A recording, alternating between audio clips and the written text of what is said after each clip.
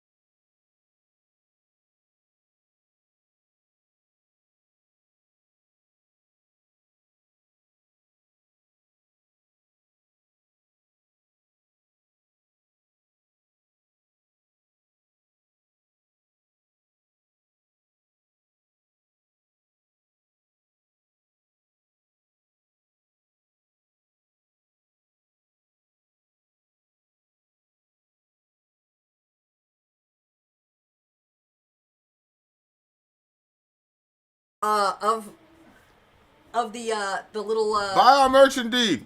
My child shall lead them. buy all much. Okay, so the comments for the stream are welcome to the... we need to reintroduce everything because nobody heard a word that we said. The technical difficulties that we had yesterday continued into today. But I do think that we finally found a solve for them. So hopefully you guys can press 22 and let us know that we are being heard. Because if not, somebody is going to have to give us a refund on certain kinds of equipment, damn it. Do you know where the remote is for that side? No? Nope. I was told everything was set up. Yes, well, I forgot about the light that's been attached very recently. All right. Everybody feels good. Wow. Okay. Then they say, nice of you to drop in. All right. I think, but Can you guys hear me? I think we're Gucci. Can you guys hear me? Type 22 if you can hear me. They did. 22. Okay. We're all right, in so these are the business. comments from our DJs. Now, if you look in the corner, you're going to see the corn! the spirit animals Err. of our DJs. Welcome to the second installment of the Untouchable stream. We hope you enjoy the night with these solid picks. Much love from the hosts, DJ Metlcat and Franco. Then you have Leela and Pumas as well. Leela is the kitty. So now you know the difference. That's All right. The cat is Franco's, right? Yes. Oh wait, no. What am I saying? The cat is not Franco's. The cat is Metalcat's. Duh, Metalcat. Duh, dumb butts. Okay, so the very first song that we're going to be doing here is from a band you may have heard of before, Sylosis. The name of the song is Paradox. Uh-oh. Prepare yourselves. Prepare yourselves, losers. All right, Paradox. No comments, says DJ Franco. Enjoy. Simply send you these lyrics. Appreciate you adding them to that. I am so paranoid now. Are you guys still hearing us? Type 22 if you can still hear us. All right, here we go. Song numero uno. Okay, here we go. Timestamp is 11. Just do 12 even. Seriously, guys, remember that milk that I dropped the other night? It's I cleaned it with a carpet cleaner, but holy moly, I can smell it. What is it? 12 even. 12 even. I'm ready. Let's go. All right, here we go. Sylosis, Paradox. Let's get to it. Paradox. Where are you? I can't find you. Anywhere. Where's Paradox? It would have been that first one. That thing, I think. Yeah. That one right here? That was the first download. Wait a minute. Let me just pull up this thing just to make Otro, sure. Silencio.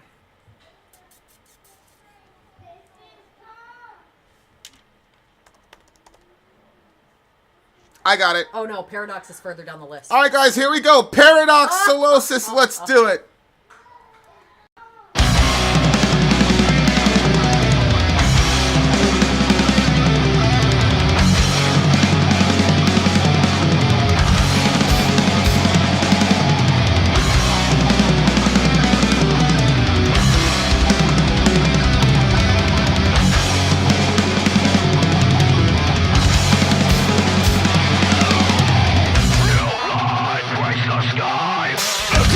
Through the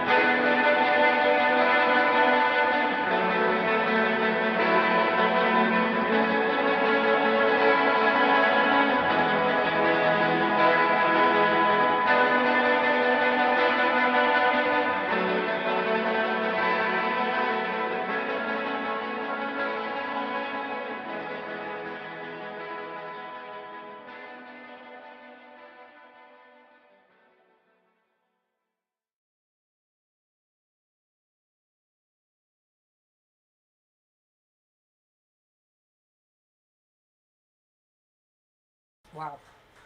First of all, I loved the instrumentation, especially toward the end. At the beginning, it seemed like that sort of like conveyor belt thing a little bit, where it was going like really fast. Yeah.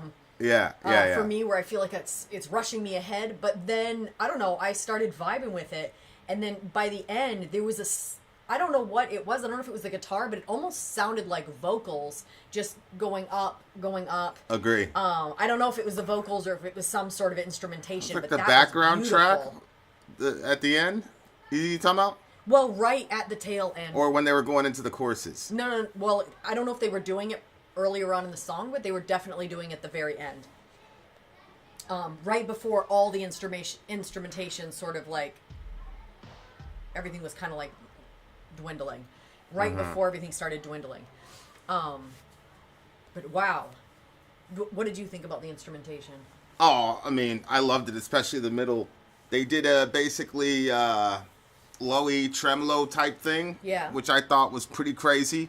That always sounds cool. I wonder why more bands don't do it. It kind of has a thrashy sound, but like if you put it in context of a song like this, it doesn't turn it into a thrash song. But it's a pretty cool, like, you know, variance from that. What did you think he was talking about? It sounds pretty tough here. Yeah. When he started out, when he said, "New light breaks the sky, echoing through the dawn, keep your eyes fixed ahead, days pass with every tide." That, when he talked about the sky breaking and, like, new light coming through, it almost sounded like there was, like, some hope or something positive, and it was echoing through the dawn. So, dawn is the morning, so it seems like there was, like, some sort of breakthrough that was happening. And then it says, when he said, "Keep your eyes fixed ahead," I assumed that was him, like, trying to be positive, whether for himself or for somebody else.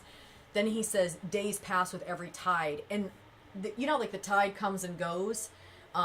So a lot of times, my understanding that he even used it this way was also, like, in the Bible, it talks about water. And, like, in the Genesis, you have that God's Spirit hovered over the face of the waters. And he brought order out of that chaos. Or you have Peter in the New Testament when Jesus is walking on the water, because he's not constrained by the laws of this realm, because he calls it to do what it does. So he's walking across the water, and the water's all, like, kind of crazy, and Peter is like, "If it's really you, call me out of this boat." And then he said, "Yeah, Peter, come on out, it's me." And so then Peter comes out of the boat, and he's, like, literally walking on the water toward Jesus too. But then, like, he starts thinking, like, "Oh my gosh, like, what am I doing? I'm walking on water. It's dark. It's freaky." Like, he just starts, like, just spiraling down. So there was, like, the hope that he had as he stepped out of the boat, as he's got his eyes on Jesus. But then once he started looking at the situation, he got overwhelmed by it internally, spiritually. And then literally the water started swallowing up. He started sinking. And of course, Jesus pulls him out, brings him back to the boat. So it kind of reminded me of, like, that sort of situation. Did you want to? Yeah, I mean, I have so much to say, so I don't want to, like, just take over the entire review. Yeah, I mean, as the crow flies, walk on the wind, everything will unfold. There's nothing left for me. The life we wanted doesn't exist. We're numb to the core. So I don't know who the we is. I don't know if the we is, like, collective humanity. I know you're probably going to say, "Oh, it's a relationship song." But I don't know if the we here is, like, collective humanity. Like this, because this guy, Yeah, it looks like... I actually didn't make it a relationship song. It looks like this guy is, like... I don't want to say it's a suicide note, but it's definitely, it does like... sound like that. Like a "I'm out of here" type shit. Yeah. So it doesn't look like this fella is having a lot of fun. Even though the dudes are killing shit metal-wise. But he's talking about slipping further down. I love the chorus. There was nothing to guide me. But because I had a conversation about that with my son a couple days ago. But go ahead, because it seemed like the lyrics were just chopping you up. So I want to hear what you had to say about it. Yeah, well, so he says, "As the crow flies, walk on the wind." You know, like that whole thing where people, like, the superstition, like, if you see a crow and that's, you know, death coming to you. Although, yeah, I've seen hundreds of crows. They've landed on my car. Nothing's ever happened. So, like, I have that in my head from, like, I remember my grandmother would always It's so terrible for her to tell me this. I was like 8. She was like, yeah, there was a bunch of crows on my yard today. She'd be like, I've got one foot in the rock hill, the other foot on the banana peel. So in other words, she said that for years. It's almost over for her. Yeah, but she lived well into her 80s. She lived a long time. So it says, as the crow flies, walk on the wind, everything will unfold. There is nothing left for me. So it kind of sounds like he's saying, as the crow flies, or when I die, walk on the wind. Like, I don't know if it was like, as my spirit is leaving, everything will unfold and there's nothing left for me. The life we wanted does not exist. We're numb to the core. So again, I hear what you're saying. Was this a relationship, like a romantic relationship? Was this a friendship? Or is this just humanity in general? I kind of thought that it was somebody that he cared about, that would care for him too, because he says, okay, then he goes down to slipping down further. So at the beginning, he's talking about light kind of breaking through the sky. And there's this verse in Proverbs, I think, that says, hope deferred makes the heart sick. In other words, when you have hope, and then that hope gets dashed away, like, it makes you feel worse, basically, than if you didn't have the hope. So, like, it makes you sick, you know? And so when he said slipping down further, I think that's that point where whatever was breaking through the sky was no longer anymore. And he said, there was nothing to guide me. I've searched through and through. By the time you read this, I will be gone. Which sounds to me like this is a suicide note. And it sounds like he's kind of letting them know that, like, he didn't have any guidance. There was nothing that was, and I think that is like, there's something about not having a firm foundation or something underneath your feet, spiritually or soulishly, that can really, like, make you feel like you're slipping into a dark hole, and the sides themselves are slippery, and there's no hope for you. So I think that's kind of one of the reasons why, like, Jesus uses the analogy that he's like a rock, he's a firm foundation. Not that we stand on him like we stand on the ground, but in a sense, spiritually, you do. Like, he's that solid thing that you can hold on to. And there's a parable, basically, in the Bible, which is just like a story that has, like, some deeper meanings to it. And he talks about this person who builds their house on the sand, and then another person who builds their house on a rock. And obviously, building your house on a rock is going to take a lot more work than building your house on the sand. But when the storms come and they crash all over the place, the one that's built on the rock is going to stand. But the one that is built on the sand, it's going to fall over. It has no firm foundation. And when... How would you walk right in front of the camera? just He's going like this. And then you're just... Literally pointed down, bro. It's a God bless you. Yeah. Just go in peace. So, like, it's I don't know. So that story kind of, like, sets it up for you, because to pursue spirituality is sometimes it's like an easy task that sort of falls in your lap, and then sometimes it's, like, really hard, and you got to keep trying, and, like, when you that's kind of why it says if you want it with your whole heart or your whole soul, like, that's how he's going to be found of us. He's going to let us find him, is when we search for him, like for hidden treasure, or like what we would do, like, if we were like, you're my last hope, this is it for me. And so this, you know, homeboy's kind of at a good spot, because when you hit this point, you're sort of at, like, you're ready to throw in the towel anyway. And so, yeah, dude's ready to. Yeah, so then it's like, well, you know what? All the other stuff that maybe seemed worthless to you, or useless, or too difficult, or, you know, for those people, you know, like, you know, what's his face? They almost crucified him for saying this, but was it try Jesus for 30 days or get your money back or something? Yeah, but, like, was you know that what Rick Warren? Yeah, I used to freak out about stuff like that too. For. But now it's just like, yeah, but you know what? If don't throw in the towel, try Jesus, go that direction, see what happens, you know? But then he says I think he goes on to explain sort of his mentality, which does kind of make me think maybe he's talking about humanity. We get, like, a deeper understanding. He says we're living a lie. When nothing is tangible, we'll be dead inside. We weren't made for these times.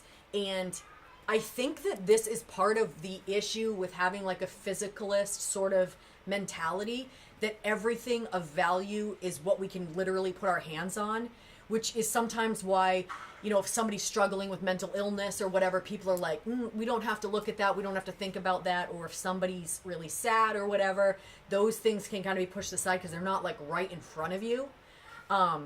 but we are not primarily like flesh and blood. Like, we have a spirit in us, and our spirit is gonna live on after we die. So that part of us, like, I think he's right. I think that when nothing is tangible, that means he's thinking that everything, if everything was tangible, that we wouldn't be living a lie. But I think that it's more of this, like, because we are part spirit, we have to take care of that side of ourselves, and we have to be able to say, okay, just like I would give food to myself when I'm hungry, then how do I feed the spirit, the unseen part of myself that I can sense and feel? Because we know when we're like, I'm getting off, you know?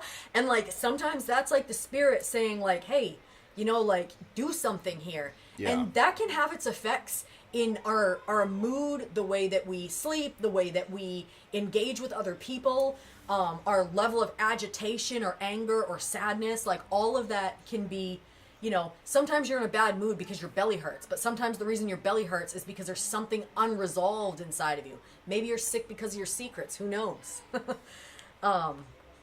So he kind of, like, the other thing too is, you know, certain drugs that people use or lifestyles that people do starts making them feel like the world is plastic. It's not real. And so, like, he kind of, that, you know, will be, you know, talking about being dead inside, talking about being numb and stuff. Like, I also think probably the sleep schedule of a rock star, like the lack of real rest would have an effect on you. Yeah. And so it's going to have that sort of, like, I think it's important, you know, I'm a firm believer in the in the moon, and that you should sleep when the moon is up, that there are certain things that you can't get when you sleep during the day that you do get when you rest at night. Then he says, when they come for you, there will be no pity, no hesitations, and when they come for you, don't give in easily.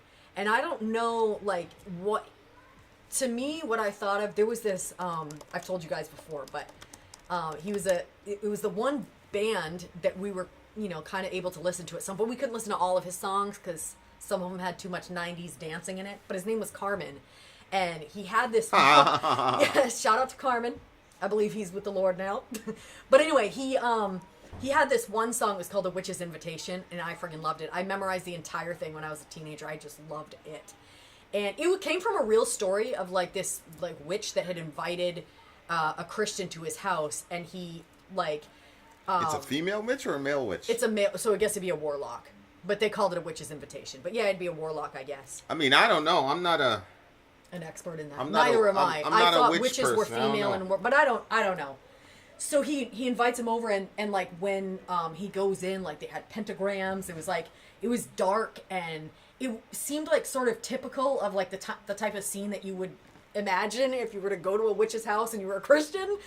And when he shows up, like, the witch starts showing him all these newspaper clippings, and he was like, I cursed this woman with cancer, all these things were just horrible things that had happened to people in the newspaper, and he was saying he had an involvement in all of it. Jeez. Yeah, and, like, at first, like, again, I don't know which part of the story is, like, accurate to the actual thing, or which one was the music video, but there's, like, one part where, like, the CGI is, like, really ridiculous. But it's worth a watch. Yeah, it was early 90s. Yeah, it was early 90s CGI. So he says, like, finally he gets his bearings about him, and then he starts talking about God to this witch, and then he tells him, he basically says, like, in that moment, like, when you die, which mantra, which incantation are you going to chant to tell them to leave you alone? Because it like shows, like, these demons, like, just, like, coming to drag your soul to hell, basically, is what he was saying. It was intense. And then he says, I'll tell you what I would say. I would say, beyond a shadow of a doubt, I am bought with the blood of Jesus, so let me go. And when he says it, like, the pentagram falls off the wall, smashes.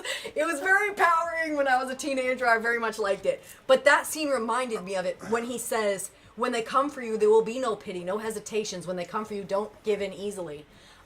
We hear a lot of those NDEs, the near-death experiences, and there are some people that have good experiences, and there are a lot of, you know, documented cases of people that experience, like, your atypical drag to hell, zero pity from these beings that basically just treat them horribly. And, like, they end up, like, one of them, many of them actually that I've heard, you've listened to way more than I have, what broke the viciousness of those demons and the grasp that they had on them and the level of darkness that they were like overlaid under was calling out to Jesus.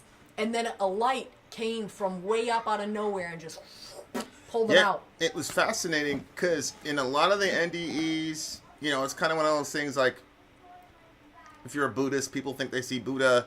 If you're a Muslim, people think they see Muhammad. If you're a Christian, they think you see Jesus. You know, when you go into the light and unconditional love and all that stuff. But I've never heard anything other than God and Jesus when people are going the other direction. Oh, interesting. Right. So when people are like, ah, and they're falling and they're terrified, it was interesting. This atheist lady. And she said, I was an atheist my entire life.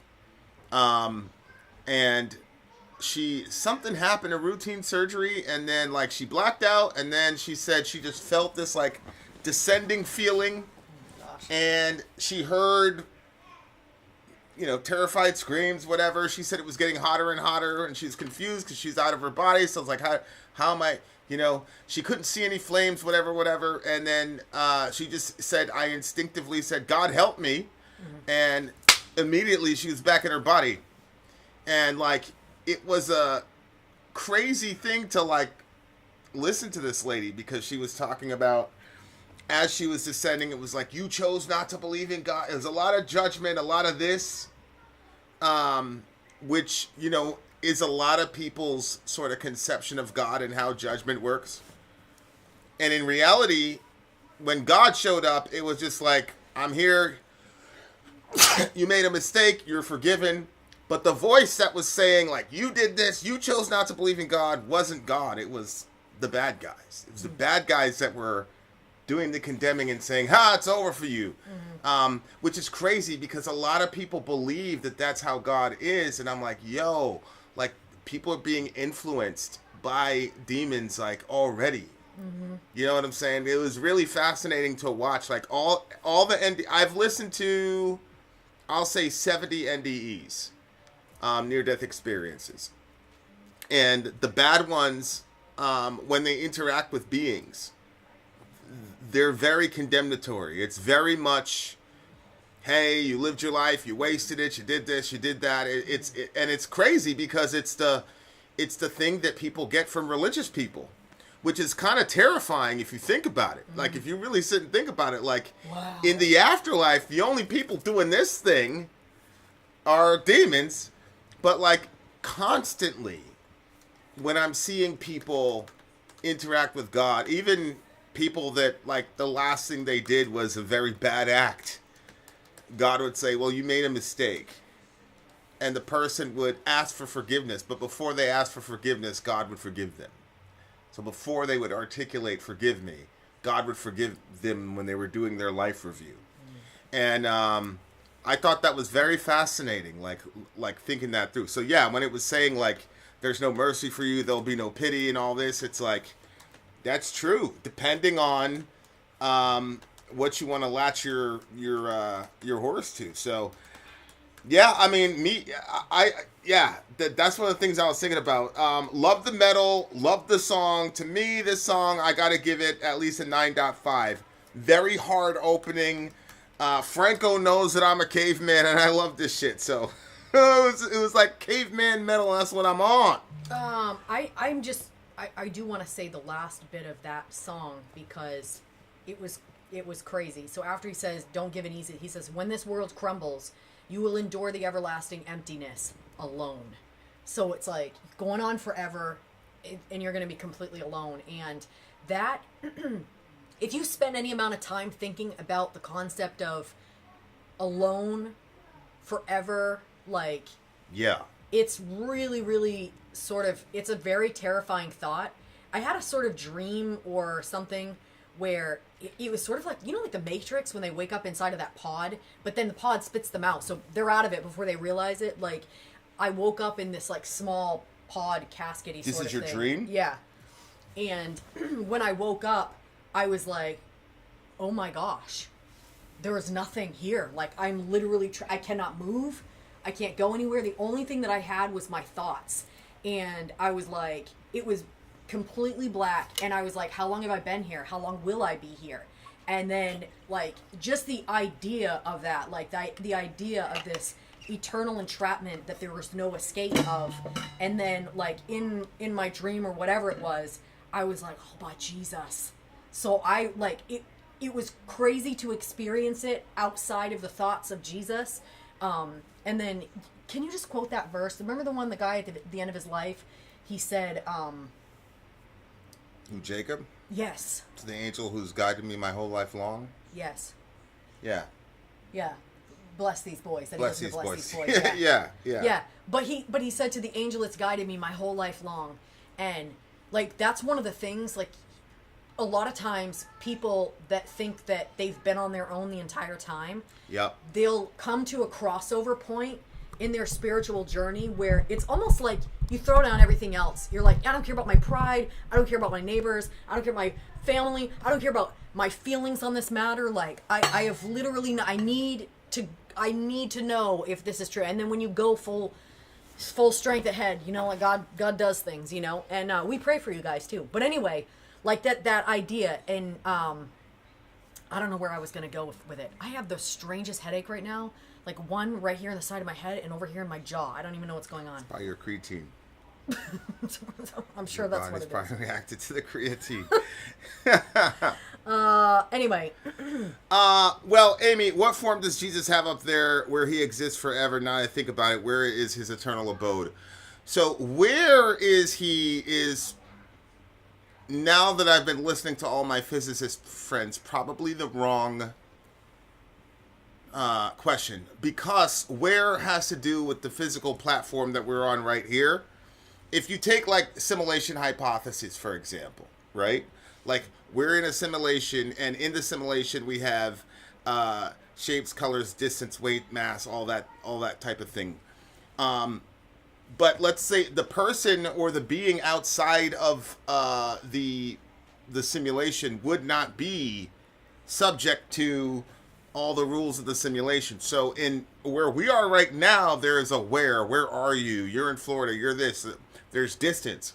But as scientists have discovered, when you talk about non-locality, where you have particles separated, you could separate them by 1 trillion miles and they still communicate as if they're right next to each other.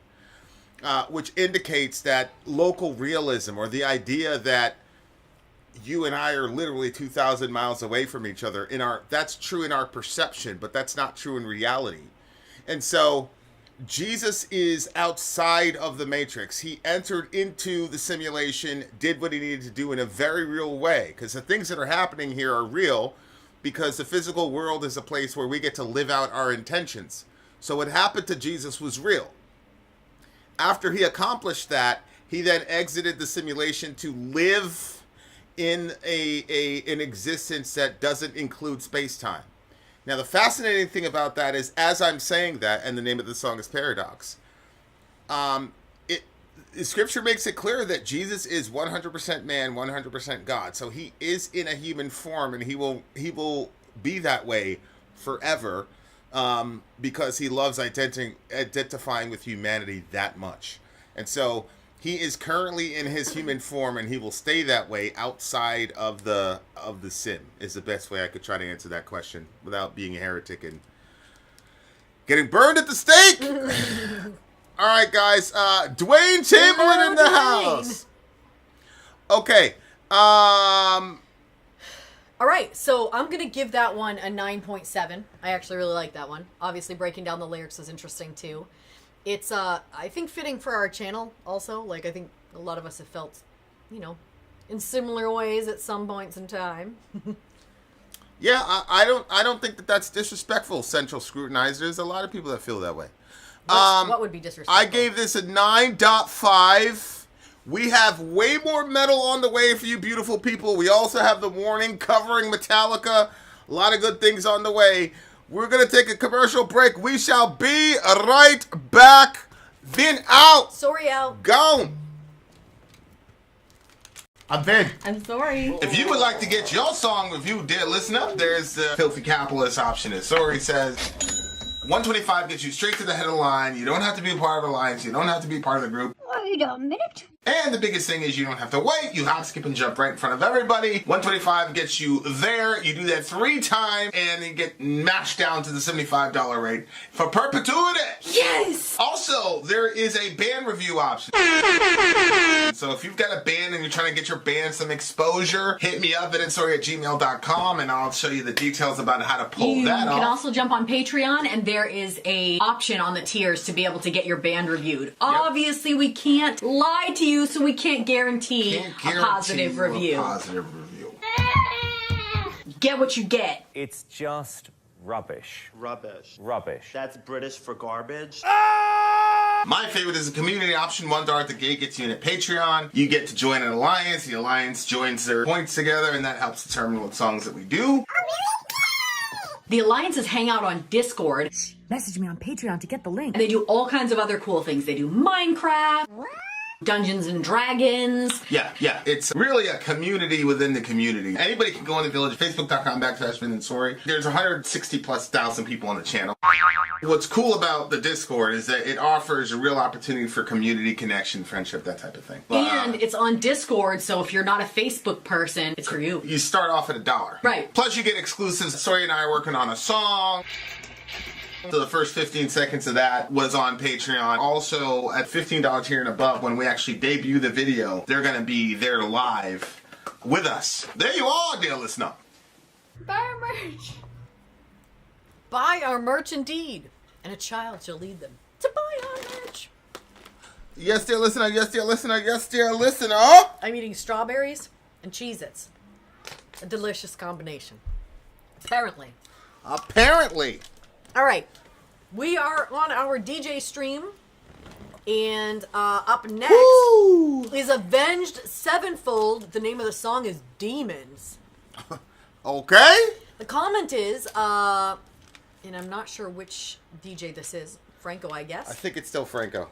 This was actually the first pick I was going to do in 2021 as a debut instead of Apparitions by Sylosis. Personal song from 2021. Enjoy. All right. Make sure I got my lyrics. Coming. He says, Sori hurt my feelings. Where's Vin? Finally! Finally somebody wants me! I don't even know how did I hurt your feelings? Alright guys, here we go. Song numero dos. This is... Oh, it's Dwayne. I should have known. Avenged Sevenfold. Demons lyrics on screen. So pay attention, people. This is brought to you by The Untouchables. Timestamp is 46:45. Here we go, guys. Here we go. Demons, let's go.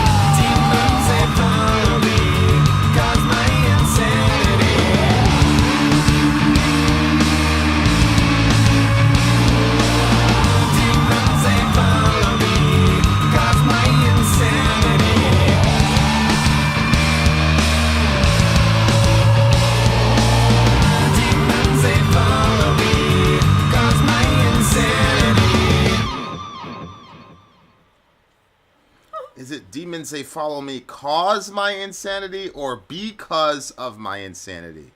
That's a good question. I'm not sure. Mine says cause my insanity. Yeah, As in right, the yeah. demons are the cause of his No, insanity? because there's the apostrophe in front of it, so that means because. Well, that's what I'm saying. That, like, where'd you get those lyrics from? From DJ Franco himself. I mean, I don't know where he got them. Interessante. Oh, that's it. Okay, all right, here we go. All right.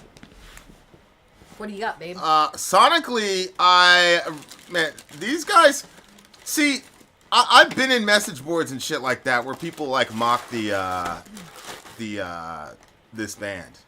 They're like, oh, they're a boy band, blah, blah, blah, the vocalist, blah, blah, blah. But that guitarist, to me, is, like, one of the best guitarists of our time right now. I think his name is Sinister Gates or something like that. Like, I don't know. I feel like he's, like, one of the best out right now as far as guitar goes. And he's been consistently... Ghosty, he looks like he's had a long night. He must have been with Revo. Probably, he's probably recovering. Too soon.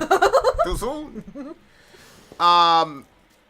Yeah, like, that's what it looks like to me. Like, he really is, like one of the best. I mean, seriously, like, as far as new bands go, like, look, I've heard Head from Corn. Like, dude can shred. Like, he can if he wants to. Believe me. But, you know, he doesn't want to. So he's not going to get the credit. But this dude is crazy on that stick, boy. Like, he really, he could play his ass off. Yeah, for sure. This song sounds, I don't know if it's a relationship song per se, but the relationship that he had, which I'm assuming he no longer has, I didn't get relationship out of this at all. plays into, well, he talks about, like, I don't like that you're calling me a liar, but I don't like that you found out I'm a mistake. So that seems like a relationship type deal. So, see what I'm saying? So, yeah. But I don't think it's like a relationship song as much as it is. Yeah. Like, these are. He's saying just this is a piece of this big problem. Yeah, these are one of the things that the demon in his life cost him, type of thing, or caused in his life to make shit more difficult than it needs to be for him. Mm-hmm. I think is the way I'd probably put it. Yeah. But what were you getting though? Like, it looks like you got something to say. I mean, I think it's super relatable, you know?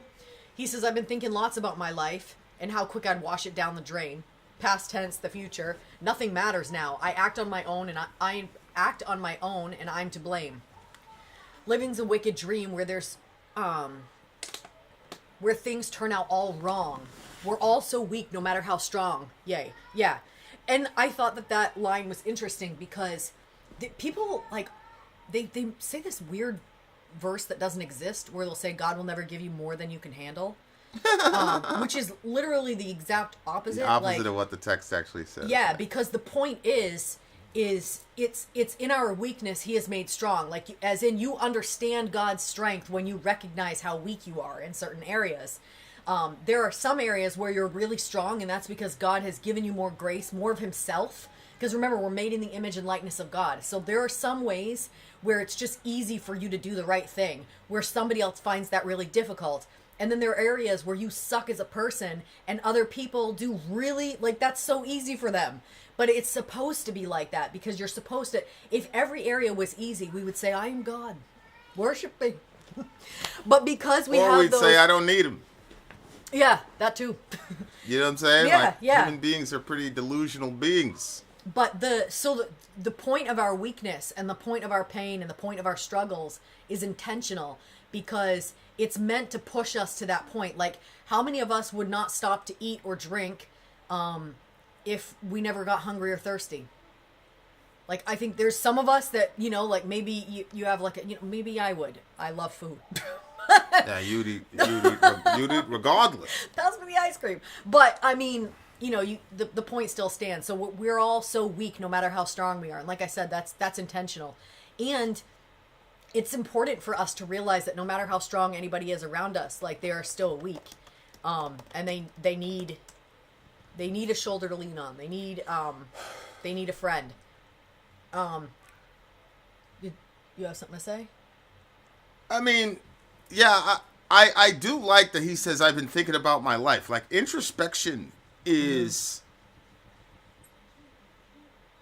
it is something that comes natural to me and natural to the people, many of the people I'm drawn to. But then I realize that there are other people who are like, will do everything possible not to introspect. And so they're very outward focused on other people and what other people have done and managing other people, controlling other people because they're terrified of the introspection. And so I give him props, like, because he's a young man in a very powerful position as a rock star to be like, let me look inside actually, and stop looking at everybody else. And, you know, I don't know. I think his self-diagnosis is pretty spot on. You know, how quick I'd wash it down the drain. Like, I don't know, man. I just think human beings, I think we're prone to self-destruction. It was like that one line in The Matrix where, I forgot, Agent Smith said to, I think it was Morpheus. He's like, you know, we did have a simulation that was all nice and wonderful and shit. But you guys just completely destroyed it because you just can't have shit be wonderful. And I was like, oh, I remember watching it being like, this is probably an allusion to the Garden of Eden. Like, and I was also watching these two liberals talk about stuff, and one of them got into jujitsu, and he was like, I guess there's something in men that need some sort of violence or whatever. And I could tell that he was like upset because apparently doing jujitsu is not a liberal value or whatever. I don't want to get political about it. It was just very interesting watching this like cognitive dissonance he was dealing with. And he was trying to figure out like, what is it in dudes that's like that? And I just think that, you know, I don't know if I don't think programmed to self-destruct is the proper term, but I just think that the state of human beings right now is like, we can't have things just be good. I think people get bored with things just being good or whatever, or I don't know, but that's kind of my working theory right now. Like, we can't, I don't think we like Eden. I don't think we like Camelot. I don't think we like Atlantis. Like, in all three of those stories, it always ends in ruin. It's like, what is it about human beings where we're just so destructive? So he says, how quick I'd wash it down the drain. Past tense the future. Nothing matters now. That's a good line. Past tense the future. I didn't read it like that. Yeah. How did you read it? Past tense as in the past or the future. But he's saying he would past tense the future. It's just crazier to be read. Like, do you understand what I'm saying? Yeah, it's a good line. Yeah, it's a very good line. And then he says, I tried running away from me.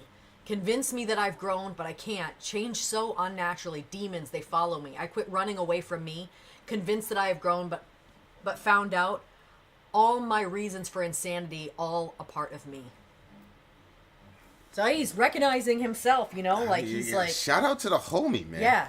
Shout out to the homie. Like, and it's funny too, because a lot of people would try to rescue this dude from his own interest. Oh, you're not that bad. Da, da, da, da. That's one of the things I like about metal, is because you could say like real horrible shit about yourself in metal, and people be like, yeah, me too, man. And I think, yeah, me too is a much better answer than, oh no, you're not really that bad. Mm-hmm. You know what I'm saying? Like, nah, dude, you're probably that bad, bro. You're probably worse, bro, honestly. But, like, I think that's where we connect with each other, you know. We got songs like, Am I Evil? And then the whole crowd goes, yes, I am. And obviously, like, you're not supposed to stay in an evil state, but it is pretty cool to be able to be like, yeah, man, like, this is a problem. This is what I have. I think it's relatable because he goes from saying, like, that, you know, he has this introspection where he's saying, okay, I tried to run away from myself. Look, the reasons for my insanity are all part of me. Like, they're nobody else's problem. It's deep in me. And then he goes on to say, I don't like you're calling me a liar. I don't like that you found out that I'm a snake. So it seems like he's sort of within himself accepted certain things about himself, and he's facing that, but he can't, it's almost like his soul can't take hearing it from person that he loves. He doesn't want them to think that he's a snake. He doesn't want to hear them say that he's a liar. But within himself, he was able to say, hey, this is what's going on. blah blah blah. But then when it came to the other person, then he was like, oh, this is too much. But he says, been sneaking around for far too long now. I don't like how fast my intentions fade. And I think what he's talking about is he's been sneaking around, maybe he's been cheating on her or something, and he was glad that he got caught because he was like, hey, good, finally, the game's over and I've been caught. But at the same time, were you there? We were watching that girl that had gotten arrested. Yes, that girl that got arrested, and she was freaking out because she was going to jail. But at the same, I think she did something really horrible too. But anyway, she started saying, well, I'm so glad it's over. We don't have to run anymore. So there was this sort of like, oh my gosh, I'm never going to see you again. I'm never going to see my kids again, which was just horrible. But then there was the other side of her that was like, I'm just glad I'm caught now, because running with this has just been so much. And so it kind of sounds like he got caught and that she's calling him a liar, she's calling him a snake, and he doesn't like that. But then he says, I don't like how fast my intentions fade. And I think what he's talking about is that maybe his intention was to stop doing that, whatever it was that made him a liar and a snake to her. But his intentions fade quick because he you know, the flesh is willing. What did you? The spirit is willing, but the flesh is weak type of a situation. Yeah. And then he says, karma has beat me down. The worst is yet to come. Many mistakes, and still I'm so young. So when he talks about that, you know, the concept of karma is, you guys know, I mean, you get what you put out comes back to you. So he's saying, look, everything that's come back at me at this point, this is not the half of it. Like, more is on the way. And I've never really accepted the intentions thing. Like, I always say, like, I never look at, because intentions are invisible, right? Like, intentions are invisible. I can't see this guy's intentions. What I can see is what he does, right? So, like, to me, that's like a cop-out. Like, I had good intentions, and, well, then what the fuck happened? Well, what happened is, maybe you started with a good intention, and then another intention overtook that good intention, because otherwise, why the fuck did you do what you did? Like, you did the shit because you intended to at some level in your heart. So to me, it's kind of like, yeah, man, I love the taking accountability piece, but the other time I'm like, oh, here, that's your intentions faded. And like, I mean, there is a sense, though, in which, you know what? Maybe he's saying what I just said, because he says, I don't like how fast my intentions fade. Mm-hmm. So maybe as the good intention is fading, another intention is taking its place. And so, okay, I'll give you that. Because I'm not even certain that intentions are something that can be controlled completely. Like, I'm not a very big free will guy in the libertarian sense. I'm not really certain that people have free will. I think, like, there's some people that are just like, there are things about me that are never going to change. And I just think that's how it is. I think there's things about me that are never going to change.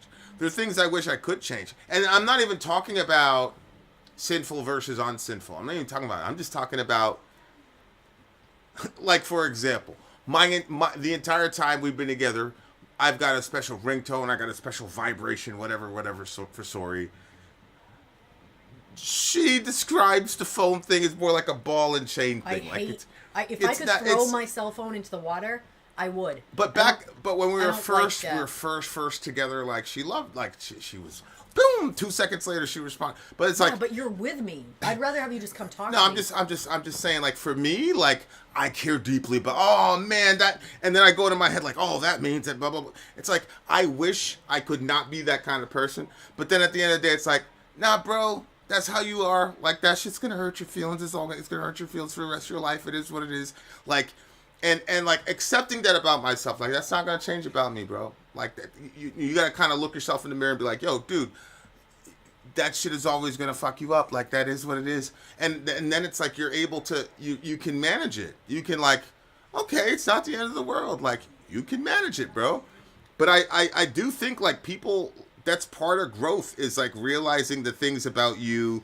You know, that whole thing in Alcoholics Anonymous, and that's kind of dangerous, what I'm about to say, like, where it says, like, you know, God help me understand the things that I can change or can't change, and then wisdom to know the difference or whatever. And I think that there are things in your life and in your being and in your person that are never gonna change on this side of the world. I don't know if that's a cynical kind of way of looking at things, but to me, I've seen people like way more stressed out trying to change the unchangeable about themselves, and then they don't have enough emotional energy to change. And that was definitely a me. Well, I don't know if it's definitely a me thing, but I think with me it's a lot more subtle because I go in and try to attack those things. But I do think that there are things that about me that I cannot change, and it's like why waste the energy trying to change that? Instead, channel that energy and like, okay, this upsets you, whatever. Okay, so how are we going to deal with that? I would much rather invest the energy in dealing with that than invest the energy in trying to change who I am at my core. Like, you see what I'm saying? And so, like, songs like this is like, yeah, I don't like how fast my intentions fade, but maybe it's like, well, maybe, that's just you, bruh. And that's just the way it's going to be, But yeah, like, sometimes that shit, people, it sounds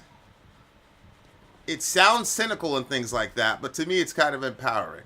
To me it's very, very empowering. To me it's like, all right, that's not going to change, but I still have some sort of stoic control at this level if I attack the problem this way. So, yeah. I appreciate, like, that popped into my head. I don't know what the line was that he said, but there was something that he said where I'm like, boom, that's what that is, bruh. That's what that is. At the end, he said, while you're looking for that, at the end he says, prayers won't help you now. And prior to that, he said, friends won't help you now. Hope lost, gone too far. Hope lost, gone too far. And I think that there is a time where friends can't help you. And there is a time too where it feels like prayers won't even help you. But I look back now and the prayers that I felt like weren't helping me, I'm like, no, God was doing something even in that. Although there is in the Bible some instances where your prayers won't help you. What? What are you talking about? Surely the arm of the Lord is not too short to save, nor his ear too dull to hear. But your iniquities or your sins have separated you from your God. Your sins have hidden his face from you so that he will not hear. And then there's another one where it says, when you ask, you don't receive. Like when you pray and you ask for things, you don't get it because you ask with wrong motives, that you may spend it on what you can spend it on your own pleasures. So there's a couple of different instances. Like there's, yeah, but a no answer is still a helpful answer in those situations. I'm trying to keep this thing white. It keeps going. I don't like that. That's not white enough. Go ahead. But now, I'm not sure I agree with that because I still think like a no answer is still a good answer if you can contextualize it properly. Like, the James one, but the first one. If you have the spiritual maturity, even that, because that'll help you repent. Yes. Because there's always a solution. So there's never a time, in my view, where a prayer won't do you any good. Like it'll always do you good. Oh, I see what you're saying. Yeah. Because as a parent, there's a lot of times that you withhold the direct request from your kid because you have something better for them, or you have something better for them character-wise because they're going to destroy themselves. But that's more nuanced. That's better. That's better. Yeah, right. This is a line that I thought about. We've all made selfish, bad decisions. We've all tried dishing out the blame. Convinced ourselves of our own actions. My problem is I will never change. Been dealt some good cards that I'll fold before it's time. Can't promise you it's my last time. Yeah. I think is just really mature, man. I just think that's really, really mature. Stop blaming people, like me. Like, okay, she's not on the phone thing anymore, bro. That's her. She has the right to do that. It's the United States of America. You can't blame her for your hurt feelings, dude. You got to figure out a way to like work around that. You know what I'm saying? My thing is like I'm right there. Just come out and talk to me. It's cool. Like back in the day, like we would be 2 feet from each other and we'd be texting each other and it'd be ooh, you know what I'm saying? It's just relationships change, people change. It's different. It's just different, and that there's nothing wrong with that. It's just you're not like that anymore. You know what I'm saying with the phone thing, and there's nothing wrong with that. It's just people grow, whatever. But I can't blame you for how I feel about that because you can't change how you feel about it right now. You're not the person you were 6-7 years ago.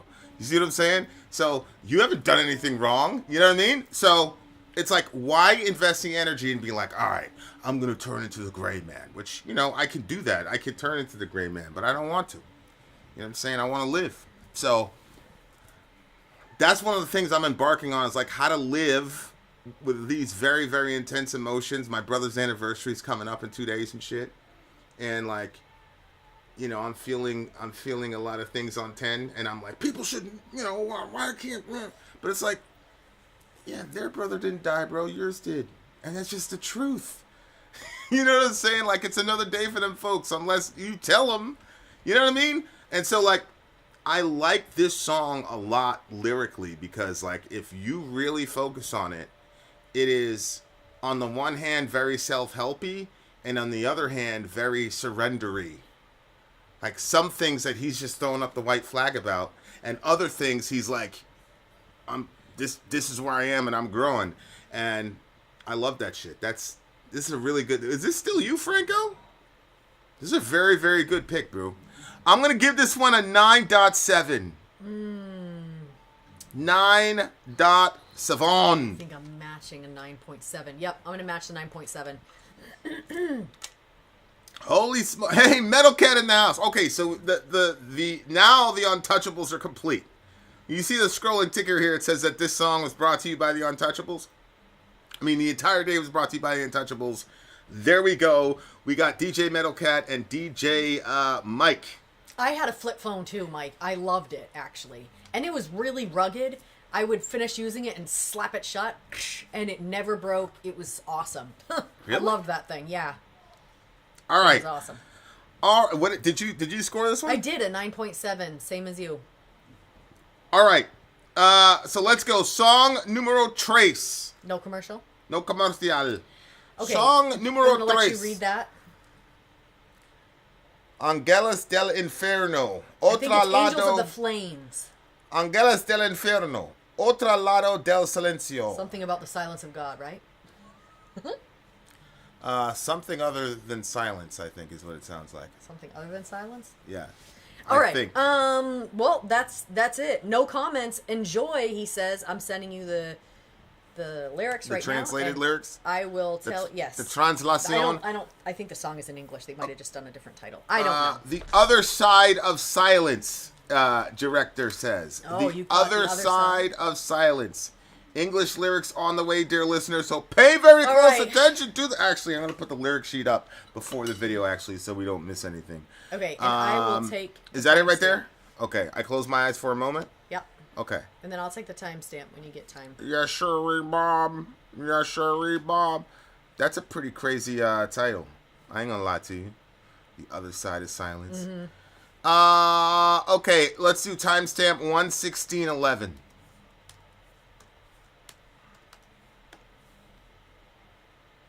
All right, guys, here we go. I think this is, what is it? Ángeles del Infierno. So Angels of the Fire, Angels of the Inferno, I'm assuming. Okay. And this is the other side of silence. We are Vid and Sori. They are the Untouchables. Let's do this shit. You are the audience. You are the audience. None of these things are in order. Here we go. Silencio. Let's do it.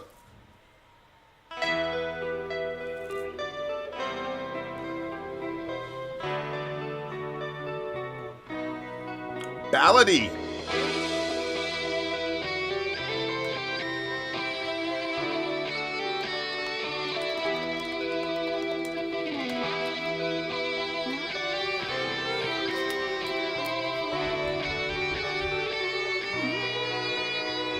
Cerré los ojos por un instante y te veo a ti.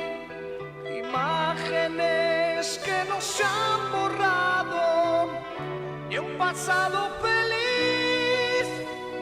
Sueños que nunca llegarán a hacerse realidad. Tu nombre escrito en una pared, con el viento habla.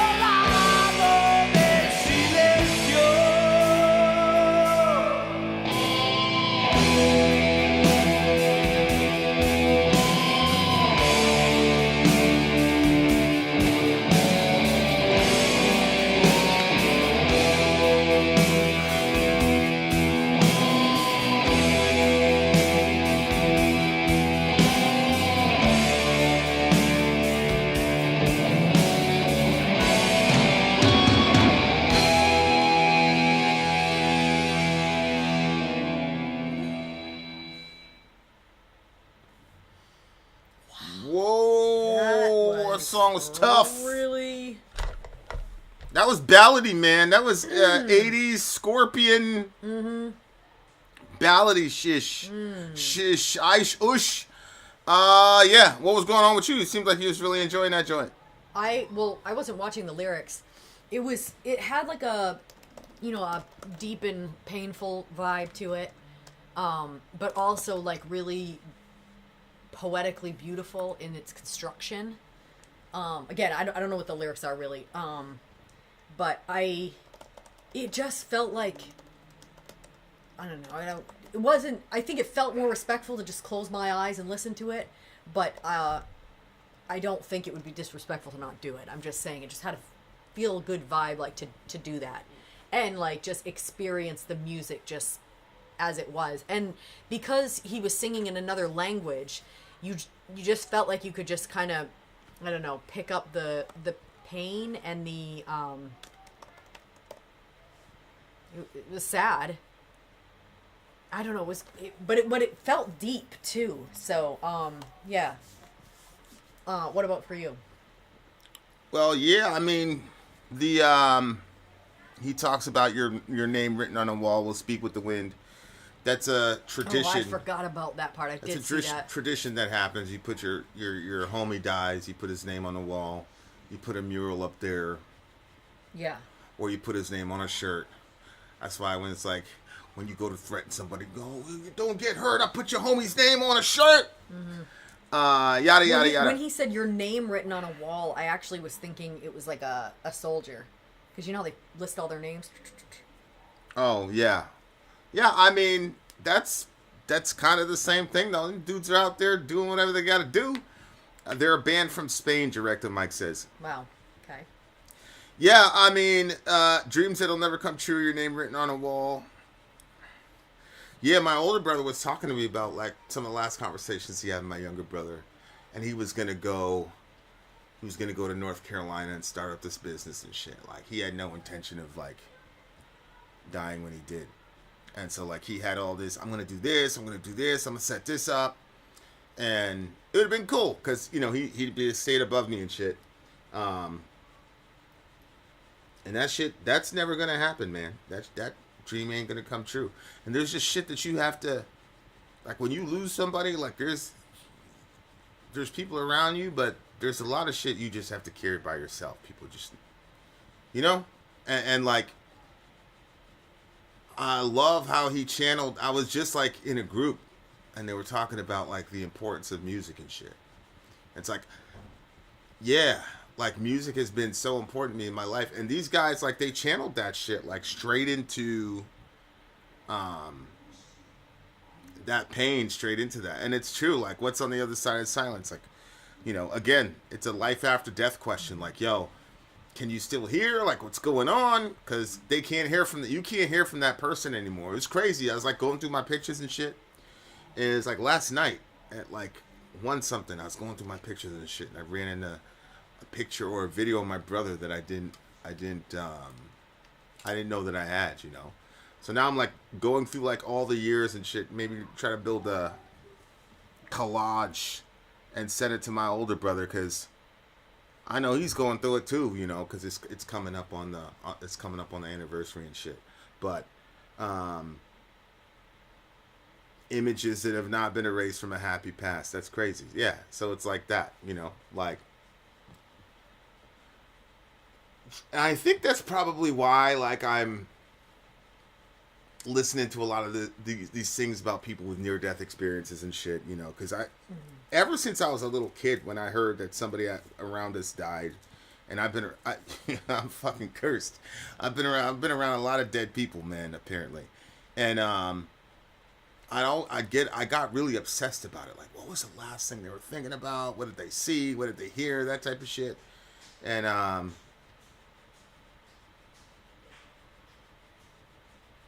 because in the natural world, like, he was just by himself at night and got discovered in the morning, you know? So like, that's in the natural physical world. But, like, in the, you know, when I hear... And it's crazy because, like, one of these...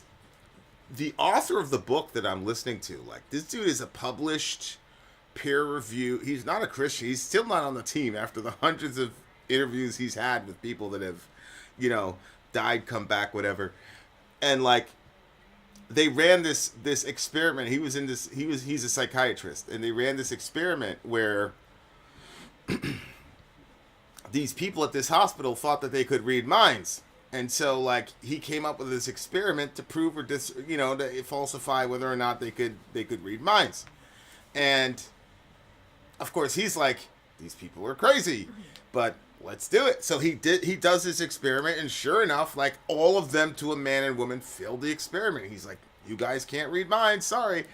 But the point is, like, this dude is like a super skeptical dude, but he basically said, like, it would be unscientific of me not to chronicle this and try to build a hypothesis and a theory around it, because it is so ubiquitous, not just in our time, but in thousands of years ago. Like, every culture, every religion, every group of people talks about this. And so it's like, and even prior to, you know, abilities of mass instantaneous communication like what we have now, you have people in thousands of years ago that have been separated by thousands and thousands of miles having these same sort of, he broke it down to like 16 characteristics or whatever.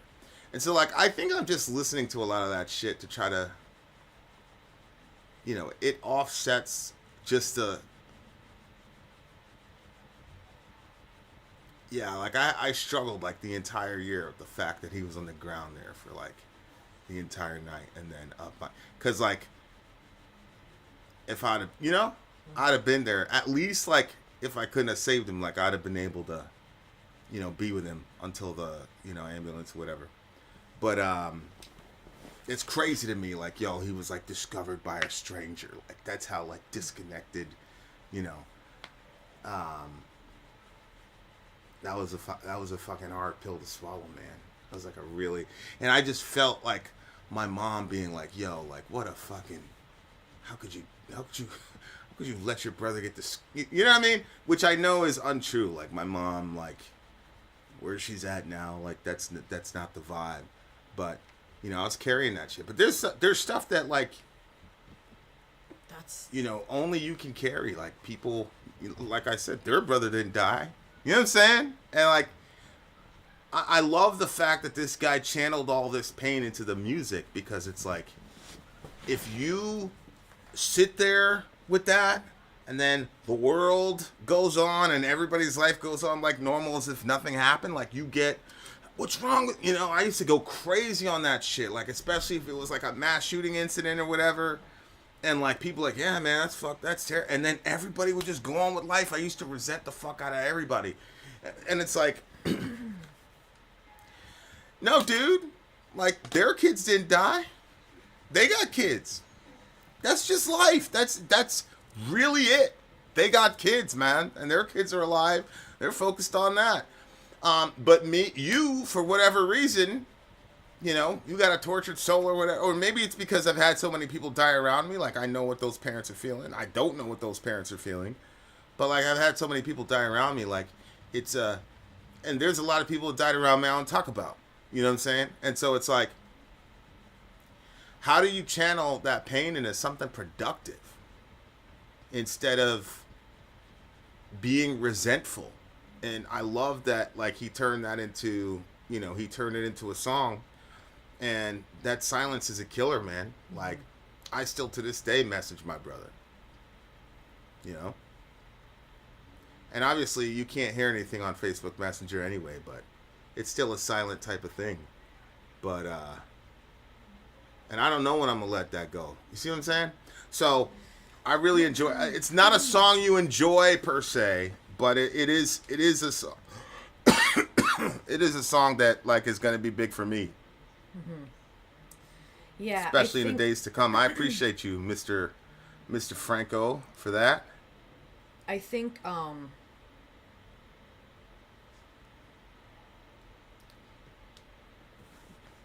from the heart of a mother, I would say, if I was your mom, I wouldn't have been blaming you. I would be thinking how my actions resulted in the extra pain for my kids. Huh? Because you said that your mother would be looking at you and saying, hey, like, how could you have done this? But I'm saying, like, as a mother, that's not how I would view it. If I, you know, you've said it before on the channel that she exited the world on her own terms. And so if I was her and I did that, and then my boys were suffering from that, I wouldn't blame them for, you know what I mean? I'd be thinking I should have been there for them. I'm just saying from a mother's perspective. I definitely know you'd be thinking that for sure. But like my mom, like I said, like, you know, she's her, you know, her race is over. She's, you know, she's not walking around with that kind of attitude. You know what I'm saying? But she would always tell me to protect him, always tell me to take care of him. There was one particular time, because like we beef all the time, and there was one particular time like I was mad at him, and then these kids in the neighborhood went after him. I'm like, good for you, nigga. And she was like, what the fuck? How could you, you know? And ever since then, no matter if we're beefing or not, like if anybody played with my brother, like period, over with. And you know, so it was that kind of vibe. You know what I mean? So I see. Yeah, man. I agree with you though, Amy. Like it's like predestined in a way, and I don't want to like fuck with anybody because I don't know who's watching this. I don't know what y'all are. You know, it's like it's predestined, and then it's like it's just our coming into consciousness of the plan as time. What we're calling time is just us, because we're finite beings.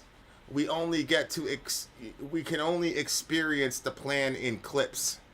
And so what we call time is just another sort of your consciousness opening up to another clip of the grand design. So yeah, I definitely look at it that way too. And I don't know if that gives you I don't know how that works with you.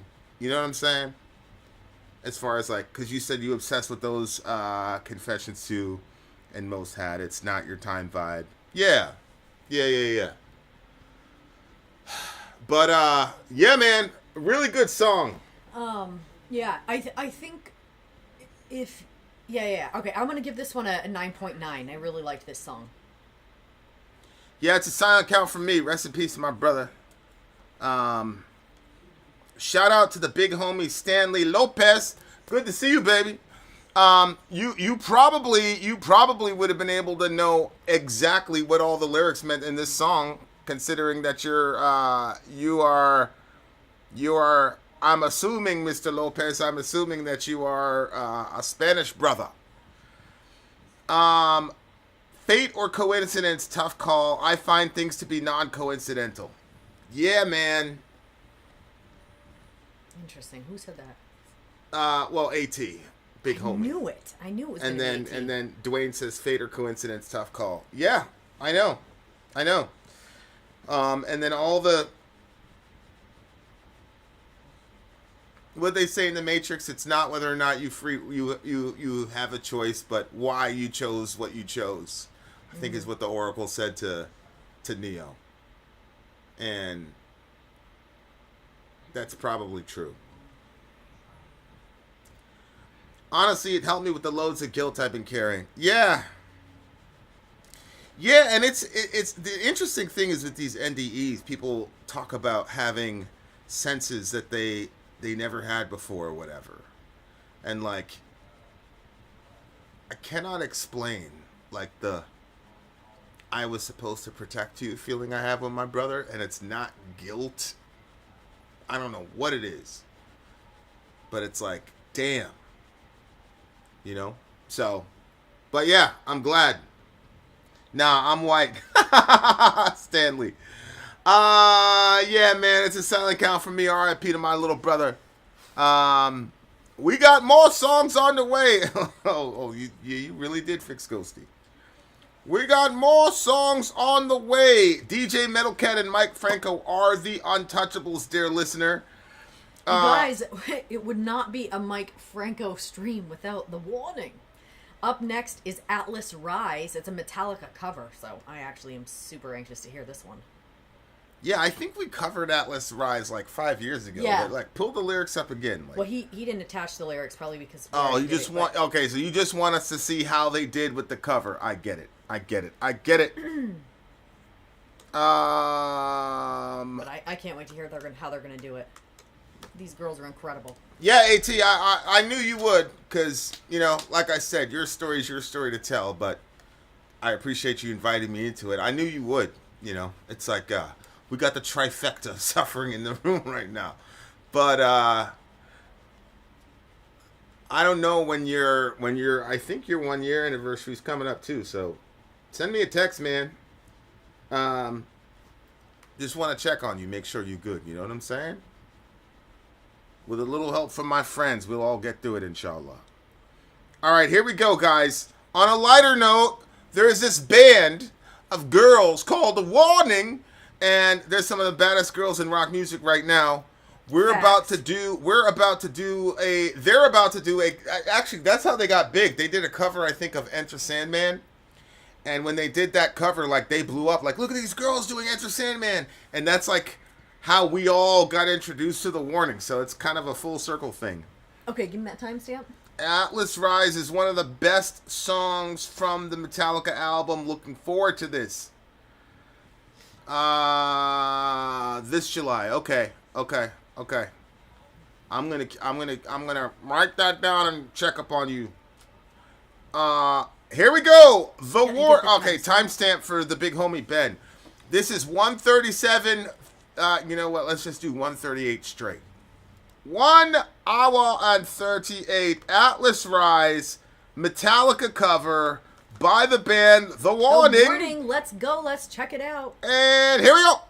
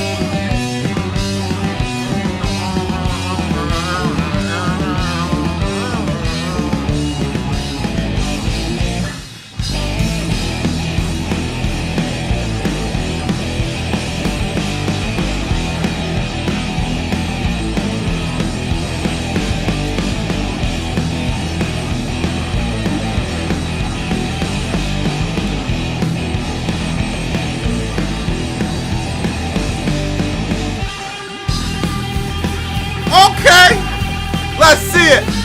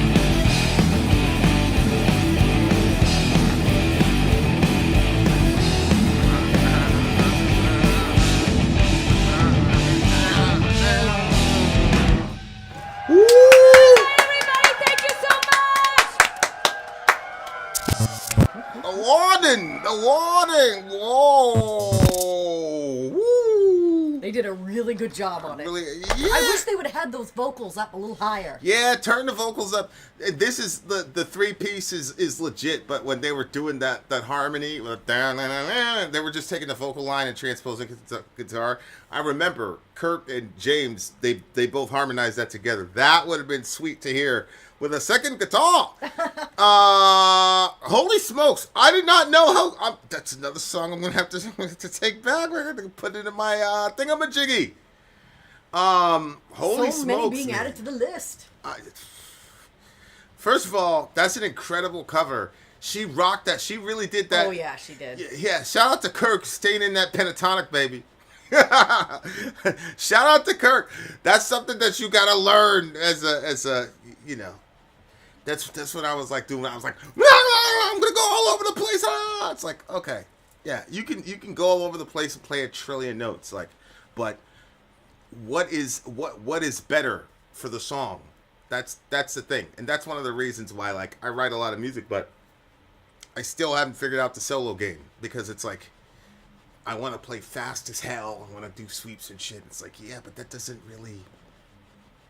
What does that have to do with the song? But it's Not fun. much. Yeah, I do think it's fun.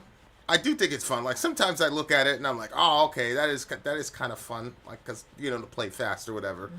Mm-hmm. But I'm always like trying to like push myself to the limit of like what you can do, which is works if you're working out or something like that, but it really doesn't work if you're trying to make a song an actual good song. You know what I'm saying? Maybe that's why those conveyor belt songs are conveyor belt songs. Yeah, I mean, I love the conveyor belt songs, and I'm still not particularly certain what you mean by them, but yeah. I don't want to take too much on the lyrics because it's a cover thing. We're supposed to look at the cover. Yeah, I wish they would have turned up the vocals a little bit, but I was just impressed with, like, that's a 3-piece band, man. They made a lot of noise with just 3 pieces in that bitch. Yeah, they did. You know? Yeah, like, they did. And, like, is she in, like, a kimono or something? What is she in? I don't know what that was. It's like, that's how you know, at least at this point, them girls are secure as hell, boy. She's like, I'm going to show up in a kimono. Oh, my gosh. Yeah, like, she just genuinely did not care. Or maybe she just really likes that and thinks that's super cool, and that's why she wants to be out there. That's what I'm saying. Like, she's mega secure. She's like, I don't care if you like my kimono or not.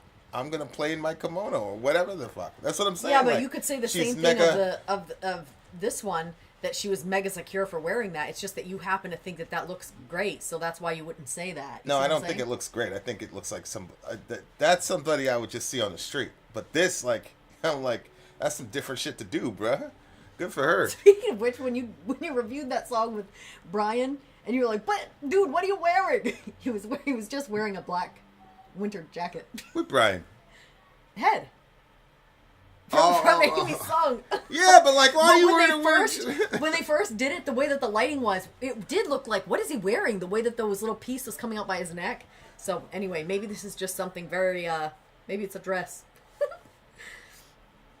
Anyway, yeah, I thought that they did good. Plus, the other songs that we've heard from them about the weight of what it's like to be who they are, especially where they started so young and they've been carrying it on for a while.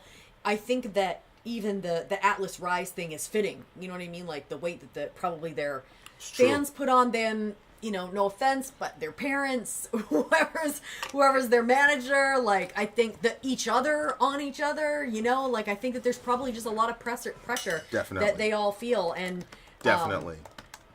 You know, so they've been doing it for a while, and they're getting better and better. So hell, it's working for them. That's on. I would like to see them do it now that they have, you know, more money for tech, so she could project her voice more. You know what I'm saying? Because this looked like earlier. This looked like earlier. Warning. Yeah, I don't know when they did that one. Franco, when did they do? Oh, right here. No, that's that's today's stream date. I was like, they did it April 13th. We used to do a battle of the bands thing. I think we could figure that out, Amy, where we like we do, because I was like, oh, we're gonna do covers week, but then I'm like, but people want to hear covers. So I don't know. Maybe we work out a structure where we do covers week, and then we can hear all these covers from these songs, because like I genuinely forgot how much I loved that song. It would be fun too played. to do like battle of the bands, where we like pick genres or something, and then people can buy a song, so you don't know. So it's 2 people that are going to do this genre, and then you guys both bring your best, and then we battle the 2 songs, put up a poll, and let the people decide. Let the people decide. Of course, we do know there are certain people that could get a bunch of people to vote for theirs, and so their poll would win. Oh yeah, yeah, fucking. That was Amy. Was she undefeated? I wasn't gonna name. Was she undefeated? I was pretty certain that we had her, but then there was, I forgot what it was. It was an Evanescence song that came out, and then Dwayne went out on a giant campaign to make sure that she beat us. Anyway, I was like legit salty as hell because I had seen like across multiple platforms that she had won. She beat everybody. I'm like, nah. There's no way this set of songs is going to lose. And we lost anyway, damn it. It is what it is. Predestination. I have a cover that I want you to do, but you haven't done the original yet. And no, Dwayne, it's not a Beatles cover. Sorry, Dwayne. Wait, I have an anti-me ready? club now. Man, fuck all the anti-Amy people, bro. For real. Come over here, I'll slap shit at you. You know what I'm talking about? Well, actually, I don't live in Maine anymore, so I couldn't like I was gonna take a hour and a half trip, Amy, and go, you know.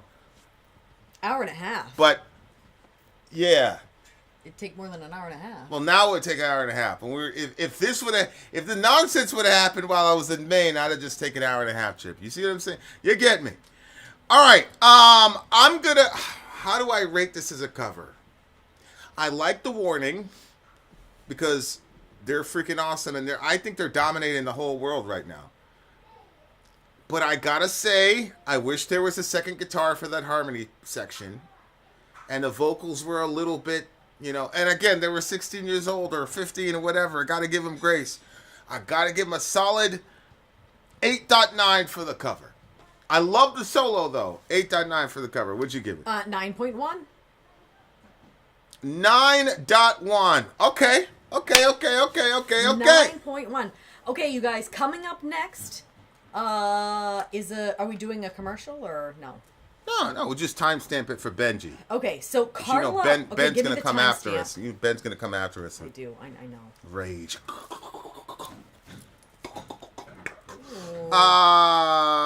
Okay, what's the next one?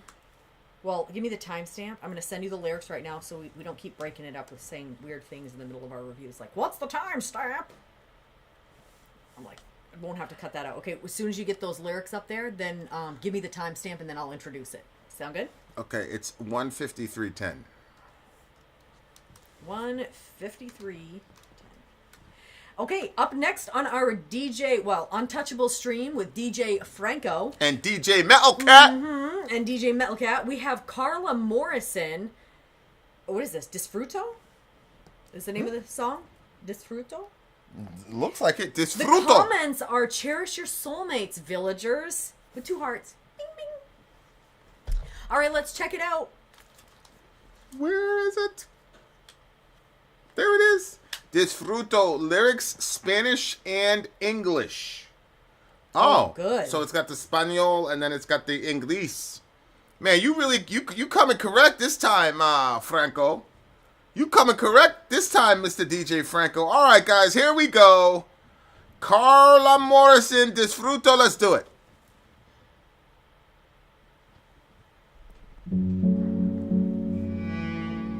Uh-oh.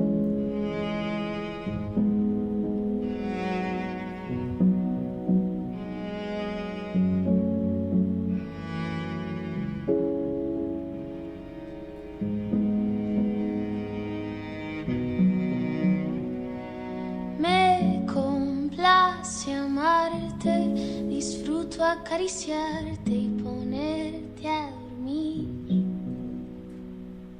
Es escalofriante tenerte de frente, hacerte sonreír. Daría cualquier cosa por tan primorosa, por estar siempre aquí. Y entre todas esas cosas, déjame quererte, entrégate a mí. No te fallaré, contigo yo quiero envejecer. Quiero darte un beso, perder contigo mi tiempo, guardar tus secretos, cuidar tus momentos, abrazarte, esperarte, adorarte, tenerte paciencia, tu locura es mi ciencia.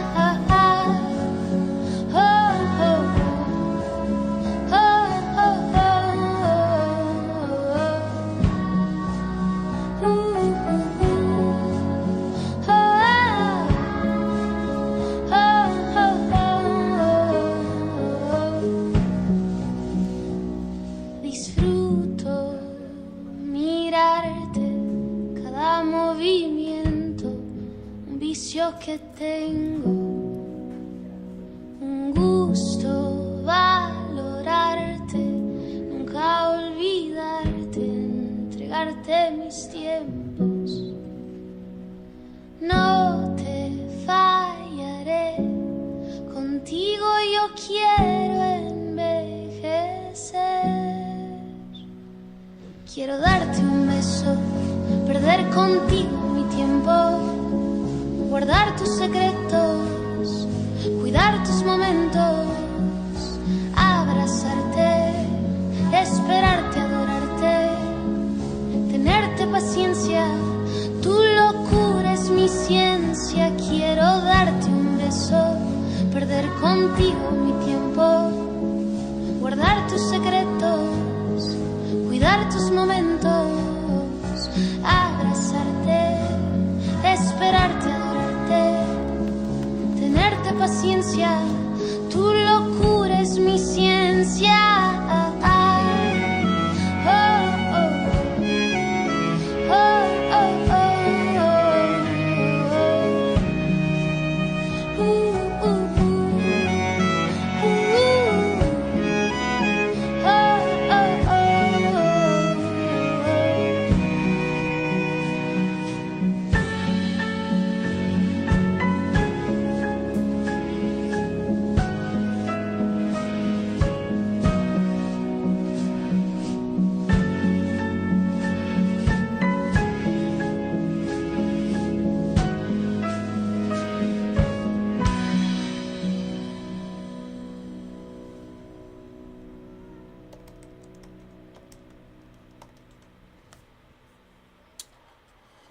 Who was that?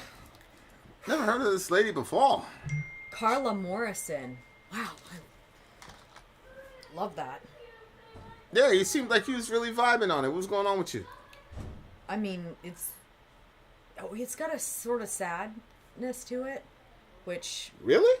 Yeah, I think so. Oh, but it's, okay. It was beautiful. And, you know, just the things she said, I think that it's sort of like, I don't know if it's like the translation of like the language, because some of the things that she says we wouldn't necessarily say in English, but I loved, like, it pleases me to love you. Most people wouldn't say that, but I liked the line, like, and, when I was at church today, the man that was speaking was like, I don't know, 78, 85, I don't really know. He was very old. And I was like, throughout his entire sermon, he kept like bringing up stuff. He read his wedding vows from like back in the day, and him and his wife had done a bunch of research, and they wrote their own vows, but they didn't just write them, they memorized them and then said them from their hearts to each other. And the bulletin, which is like the paper that they pass out at the church that says like what's going to be happening, it's like the itinerary basically. She drew like these two birds and some like, and he put that on the projector, and like I was just like, man, this man is still like, I mean, at first when he put up the picture and he was talking about marriage and he had the picture of the two of them, I was like, wow, that is such an old-fashioned picture. He must have picked that because it's like his era. And I'm like, dude has the same glasses as the speaker. And I'm like, yo, is this him? And then I'm like, oh my gosh, this is so sad. You know, his wife's not even alive anymore, blah, blah, blah. But then as he was like progressing through the story, he said, we've been together 48 years. And, really? She was sitting like two rows behind me. And I would have liked to have said something to her, but I was busy at the time that she was leaving. They played a couple of extra songs, and one of them was like my favorite. But anyway, what song was it? It's I don't even know what the name of it is. I played 1,000,000 times on my phone, but you know, it's like names. It's someone Lake is his last name, but it's a really good one. Okay. I actually pick it by the thumbnail. Brandon Lake is the vocalist, but just some of the stuff that he says in it's just really powerful, I think. And it sounds like painful when he's singing it, which is important to me. Okay, so she says, it pleases me to love you. I enjoy caressing you and put you to sleep. It's shuddering being in front of you, make you smile. I'd give anything for such it's shuddering? Is that what it is? Yeah. I think like it's that feeling that you get when you're like,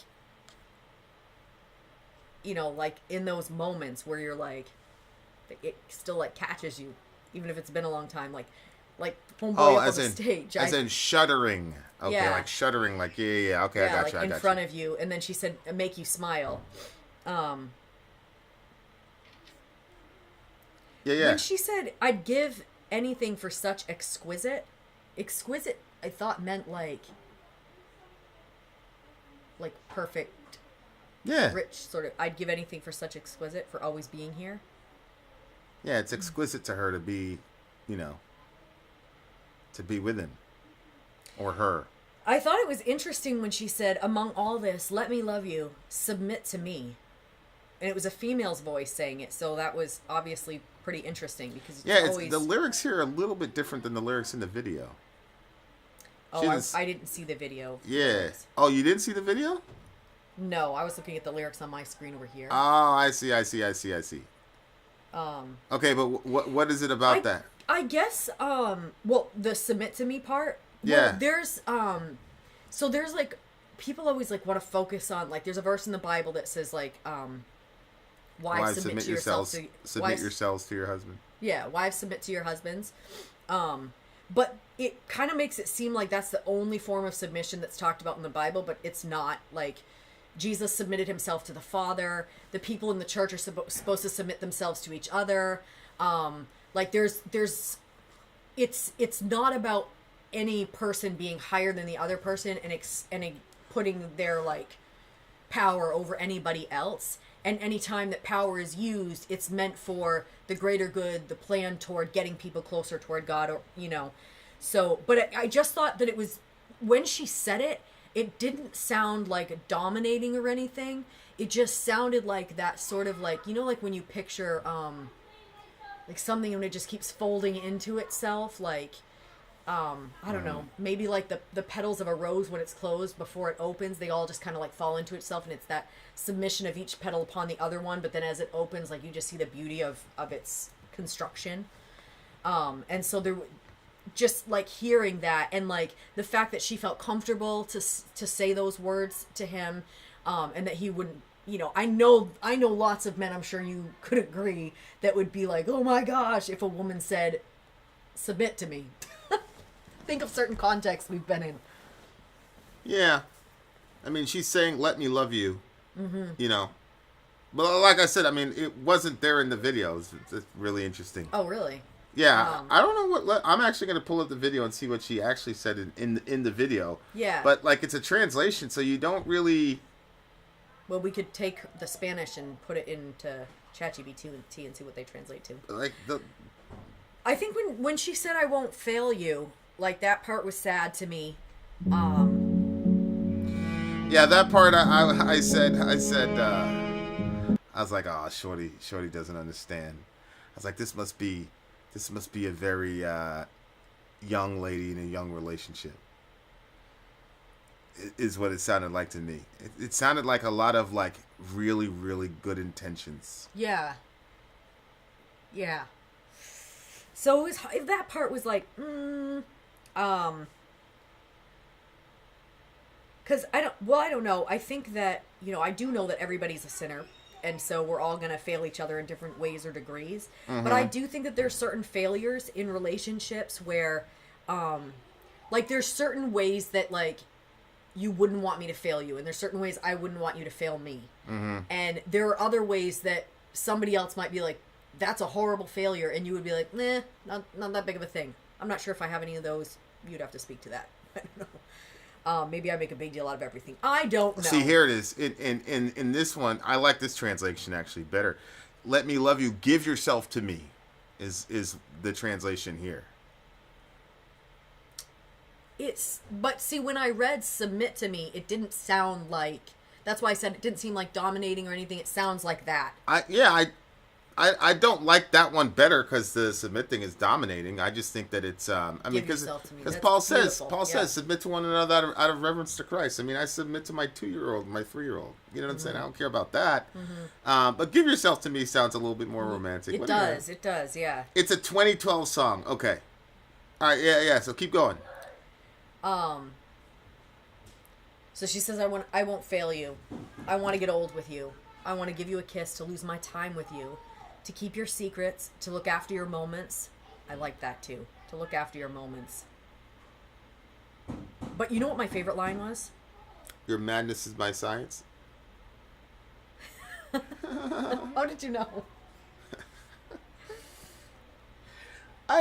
Like I said, I think it's What? I'm predictable. No, I just think the song is a lot of really good and well-intentioned things that people say when they're at the height of their... I think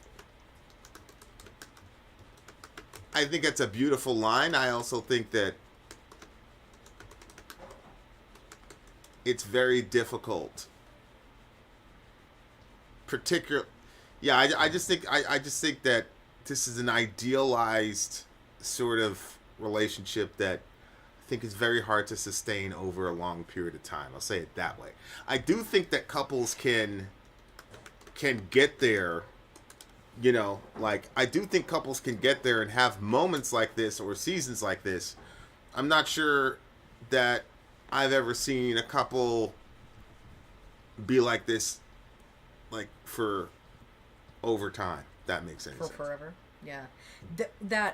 So the line, whoops, where did it go? The line that we just read, like the craziness is the science thing. I've got too many tabs open. Help me, babe. I was like, what are you doing?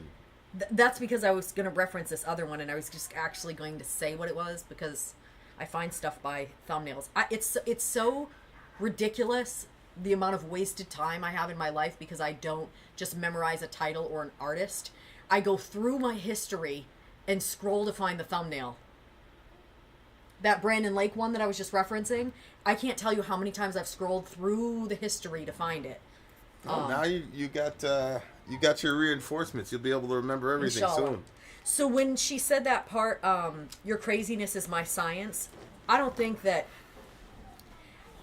I like that line, and it reminded me, there's a song that I like, it's by Laureen, and it's called Is It Love? And at the beginning she says, you'll find me in the echo of the dark, working on the riddle of your heart. And she goes on to say more things, but it kind of reminded me of that, like the... oh my gosh, where am I going? I'm getting all freaking mixed up now. Okay. Yeah, so when she says to look, your craziness is my science. I think that, now I don't know from your perspective, maybe you don't feel like that I'm like, well, I like intentionally try to like come through for you on some of your crazy, and I feel like you come through for me on some of my crazy too. And, you know, obviously I definitely would like to do better. But yeah, that's probably why the song makes me emotional, is because I like high ideals, perfection, and, well, I'm not a perfect person, and it's a very, very whimsical and sweet song. It was really beautiful. I really enjoyed it, and it was a weird, I don't want to say out of body experience, but it was kind of like, I felt like on the outside looking into that world that this girl is in, and I just looked at it and I enjoyed it. It's like going to Disneyland. Like you see a kid go to Disneyland like for the first time before they get Disneyland? Are you serious?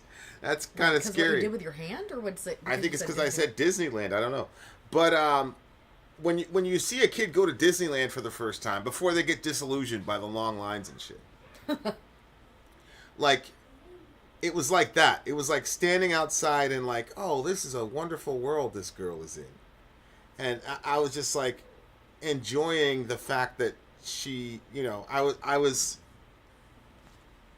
It was very, very whimsical. And I thought to myself, like, damn, like, I hope that season lasts for her, like, as long as humanly possible. You know what I'm saying? And I think, like Franco said, like, cherish your loved ones, villagers. Like, you got to. You know what I'm saying? Like, you can't take the shit for granted. And as much as humanly possible that you can do that, do that. But I just love the simplicity of the expression. You know what I'm saying? It was just a very, very simple. There wasn't a lot of word play. She wasn't trying to do anything fancy. Mm-hmm. You know what I'm saying? It was just, hey, let me love you. Mm-hmm. Let me kiss you. Mm-hmm. Let me keep your secrets. Your madness in my science is a little poetic. I'll give her that. But I just loved it. I loved it. But yeah, keep going. I enjoy looking at you. You know, shit like that. Yeah, that reminded me of you. You're like that. Still, I see watching me a lot. Yeah, I definitely, yeah. You watch me so much that I don't even feel you watching me. Yeah. I'll look over and be like, he's watching me. Yeah, I have 1,000 pictures of you in my phone. I very much enjoy looking at you. That's something that's never ever changed. There's a lot of like the base things about me that pretty much stayed the same. And then there's other things that, you know, like I said, like people grow, man. People change. Different experiences, that type of shit. Perfecto, Vin, Andre says. There's a, one of our kids is like obsessed with AOT, Attack on Titan. And there's like a scene where, before the death of one of the characters, well, to be honest with you, now I'm a little bit confused if it's before. Yes, it is. It's before the death. Be careful, you might give a spoiler. This is definitely a spoiler. So shut it off if you don't want to hear a spoiler. But, I mean, Attack on Titan's been out for a while. We'll give you 10 seconds to mute us before the spoiler occurs.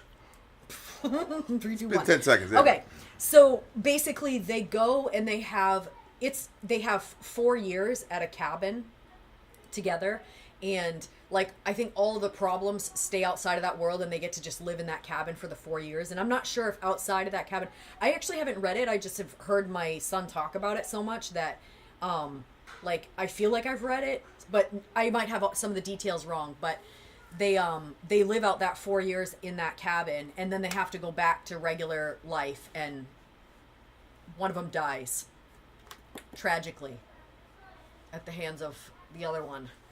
So it was a bit of a mess at the end, but that concept of the cabin is I don't know, I like it. It's like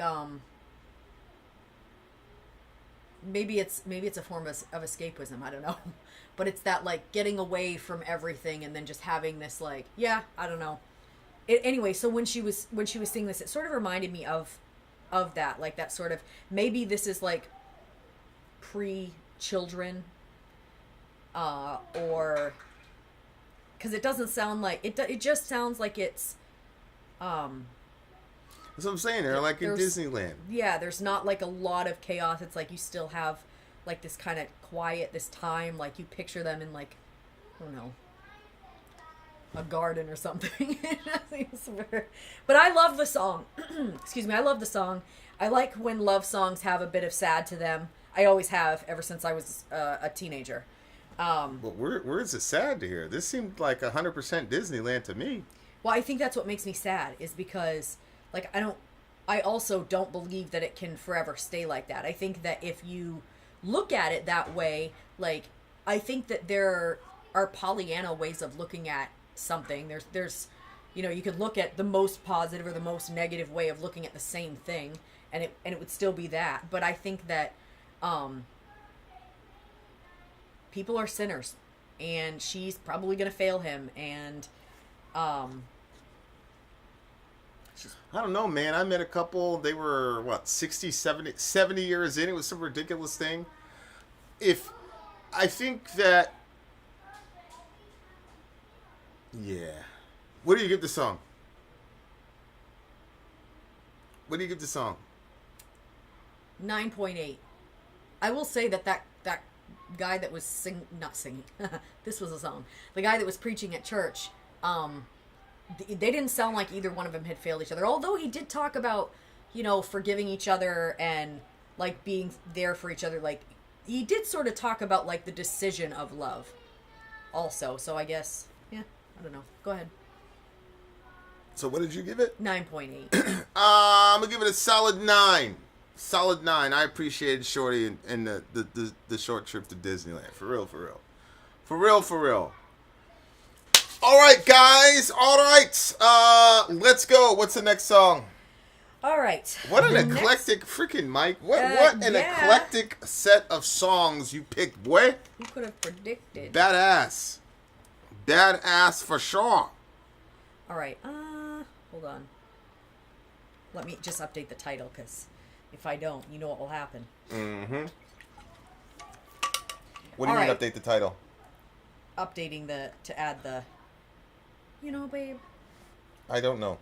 my brain isn't working right now. What, Paradise Lost? No, to update it with the timestamps, to update the description. Okay, so up next, can you get the timestamp, please?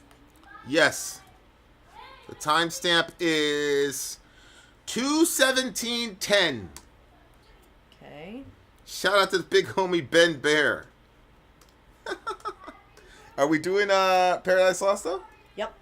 So we're at Paradise Lost, Embers Fire. Sorry, not Embers. Embers Fire. Fire. This is from the same album as True Belief. Really? True Belief is my favorite Paradise Lost song. I was actually singing that song literally a week ago. Literally a week ago. Oh, wow. Okay. Holy smokes. Who picked this? This is Metalcat? I'm assuming... Oh, yep. Metalcat did this? This is Metalcat. Okay. Metalcat, how were you in my brain last week, you freaking weirdo? All right. So what's it called? Embers Fire. There it is. All right. Embers Fire, Paradise Lost, Whirlwind and Sori. They're the Untouchables. Let's do it.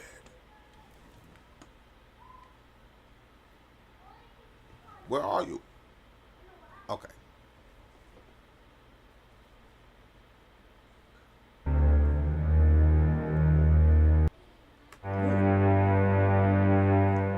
You got the lyrics? Lyrics.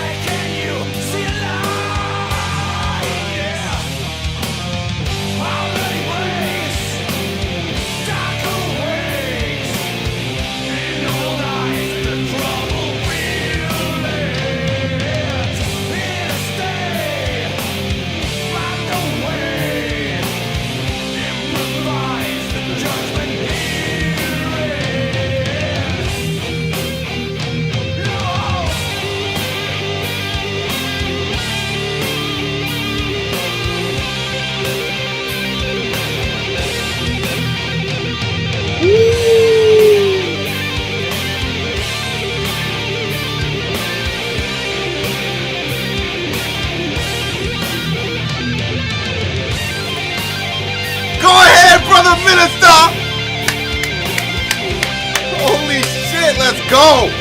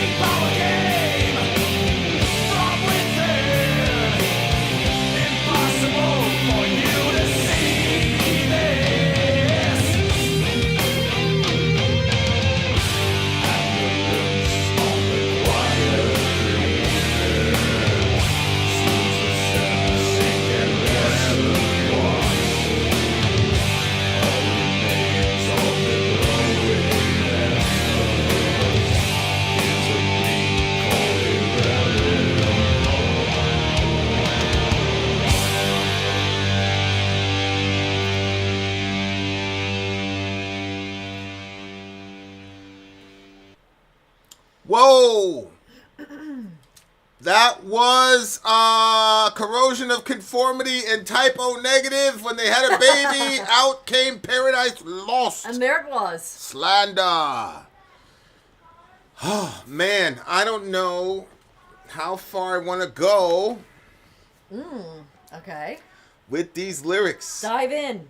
Because I've been trying to stay away from the news. I knew it. Well, what? Tell me what you thought of the song first. I'll let you be the bad guy. No, I don't have, I don't have anything to say. Not a single word, Vin. It's all on you. What do you mean? You don't have any interpretation of these lyrics at all? Nope, this one's on you. This one's all you. A fallen time that's bygone, a crude elite that's from a distant zone. You turn a blind eye. You turn a blind eye on what's brave. You don't know if it's the truth you told. Anger looks on the quiet dreaming, seals the sense incandescent ones. Hold back desire for danger. I bet you'll lose. You'll have no way to turn. I see the man who lives and breathes corruption. Okay. Into a circle that you call your own. Don't run away from the pain, a claim that you deal with, a power game from within, impossible for you to see this. Lay down the laws of deceit. The ones you cherish are the ones who'll go. Into the ashes of a tortured world, only in mind's eye can you see the light. Harmony breaks, dark awakes, in old eye the trouble. Feel it! Here to stay, marked away, improvise the judgment hearing. Anger looks on the quiet dreaming, seals a scene, incandescent ones. All remains in the glowing embers is a bleak, cold irrelevance. Okay, so judging by those lyrics, what year do you think this song came out in? Well, it's probably in the 90s because he said it was the same record that True Belief was on. So I'm going to say 92. Ooh, you almost said it was 93. Three. That's still, you should have gone with your original. I knew it. Yeah. I was listening to... Vin's like low-key fortune teller or something. No, but I am trying to develop that skill based on the things that I've been... Fortune telling? No, it's not fortune telling. It's I don't know what they call It was it. a joke, Vin. I don't know what they call it. Relax your Christian self. It was a joke. Well, no, I don't care about the term fortune telling. I'd be good with that. I don't know what they call it though, and that's what's bugging me because it's a technical term that they have. It's not remote view. It's not remote viewing. Premonition? No, they call it something. It was something modern and physics-y. So I'll figure it out. I was listening to a podcast yesterday, and the hosts were saying that America as we know it is over. You know what I was thinking is over? Oh, sorry. No, go. It's a total... Sneezing or coughing is never going to be the same in public after 2020. Also true. Anytime somebody sneezes, although today I sneezed in church and I was like, ugh, and two people turned around and said, bless you. I was like, oh, thank you. Yeah.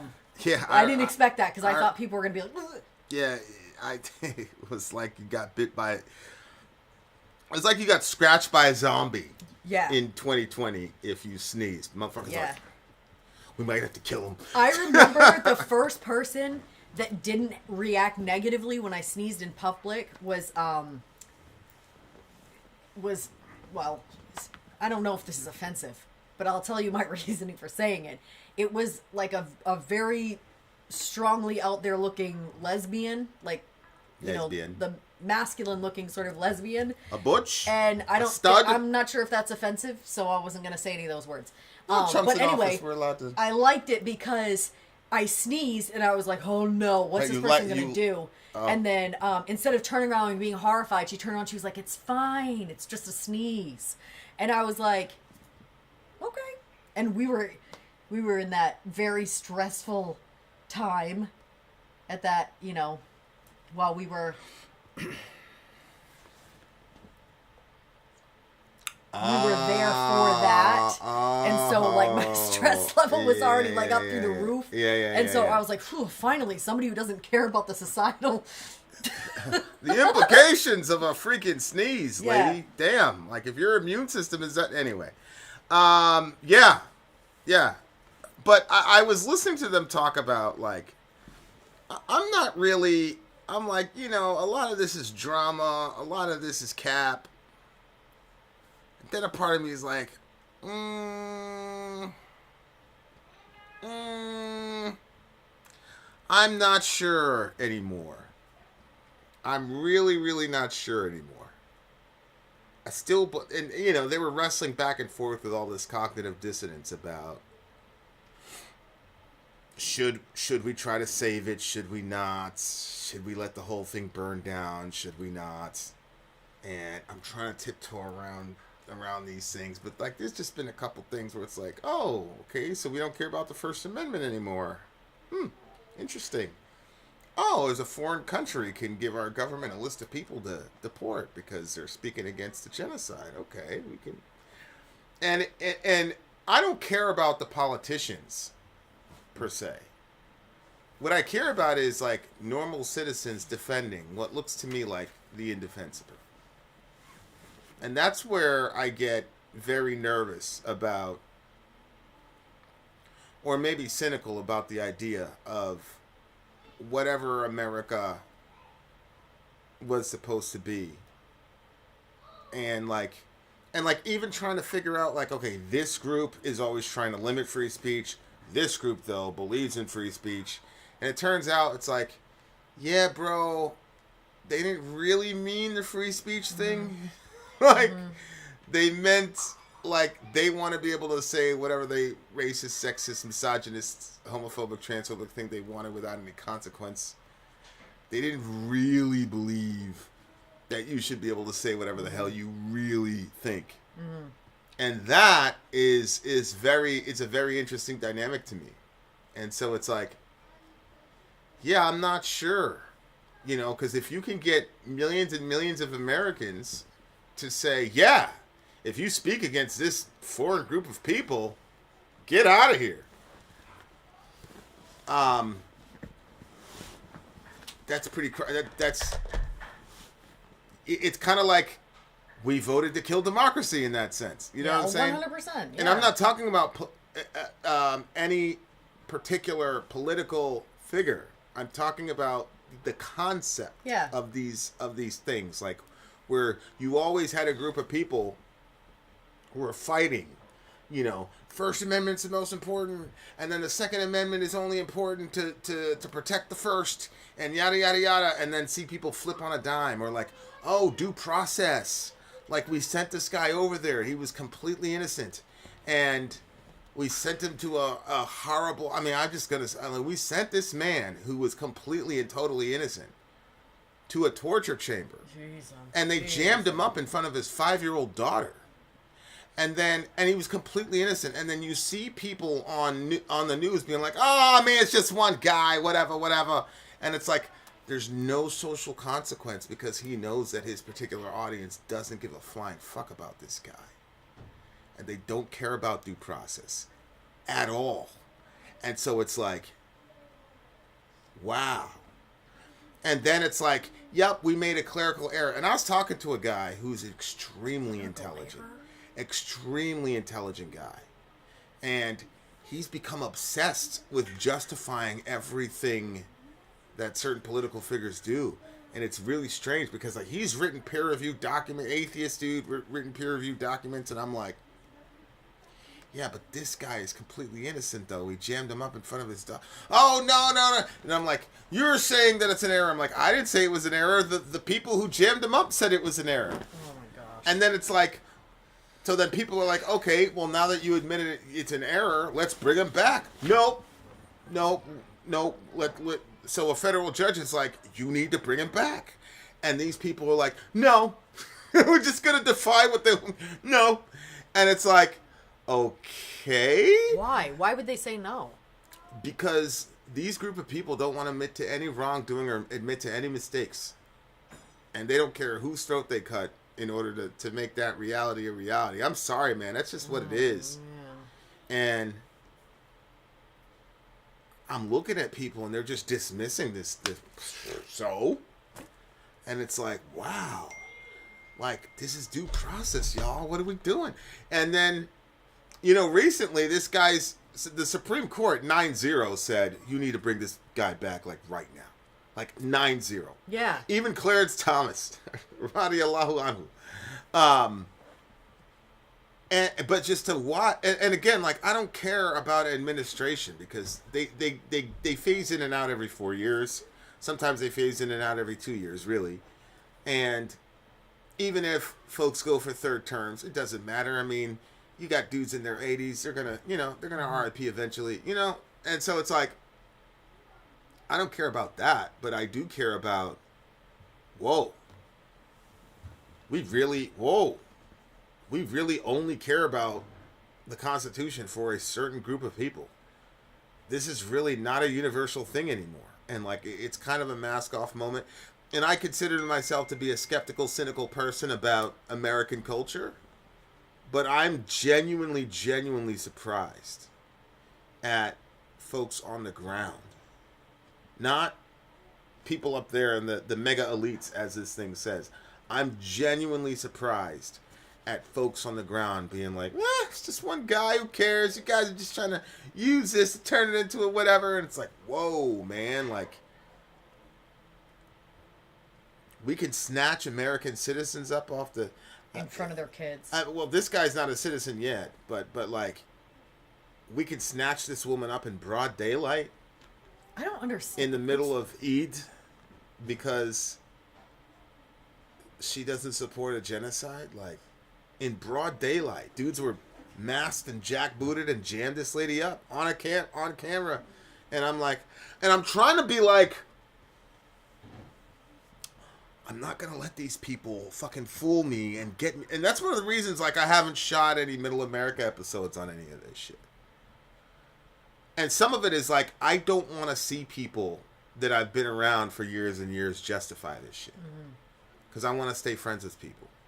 Like, I've come to the conclusion, like, God's telling me, like, dude, you speak up, you've said what you had to say, like, you've done your duty. And it's like... I'm just blown away. All my pro-life friends, dudes that were like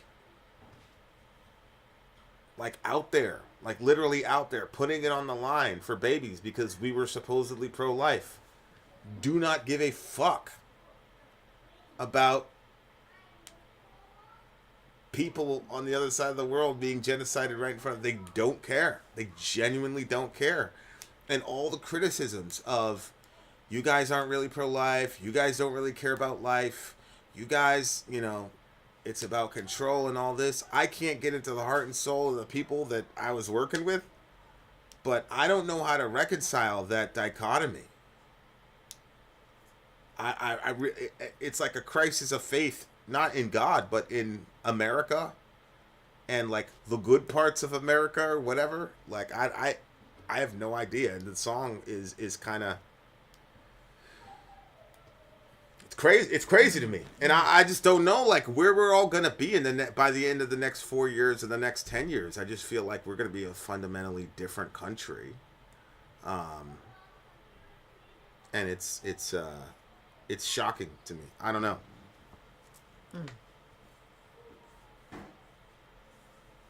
if you bring one person back, it leaves a door open for others, which they don't want. Which is true. I don't understand, which is though. true because 75% of the people that we sent to a particular area had no criminal record. That's my issue. It's like, if there's so many criminals, go after all of those people. I don't really care if somebody made their way in here. I'm obviously, like, I don't know the implications of everything that I'm saying, but like from my heart, I'm like, if they made it in here, they did all of that, but they're not causing any trouble, why are we trying to throw them out? Yeah. I genuinely don't know. Like, we have enough. Let's just start with the criminals. Like, let's start with the violent crime people or the traffickers. Let's start there. Put all of our energy into them. Be hey, gone. Maz Beast. Be gone. Yeah, and that was the selling point during the election, and then it's like, I just got a friend request. okay. That's good. Yeah, my heart skipped because I thought it was a bad I thought she died, so that's good. Oh, no. 9.4 for me. This is a really, really good, very timely song. It's crazy to me that the song was written like 30 plus years ago. I don't know, 31, 33 years ago, and the shit is still... America doesn't seem or act like a single nation anymore. We're a corporation that's being broken apart and our assets divested. Yeah, our assets are being divested, and we're now in these digital tribes, and whatever your tribe does, you have to go with whatever your tribe says and does, unthinkingly.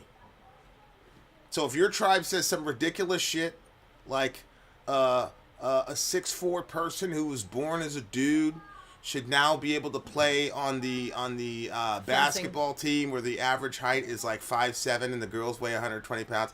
You know that that's crazy, but you're supposed to go along with that. Like, no, yeah, that's a great idea. And then like, if your tribe says that jamming up a woman and kidnapping her in broad daylight is okay because she spoke against a genocide of a country that isn't even our country, you're supposed to go, oh, that's okay.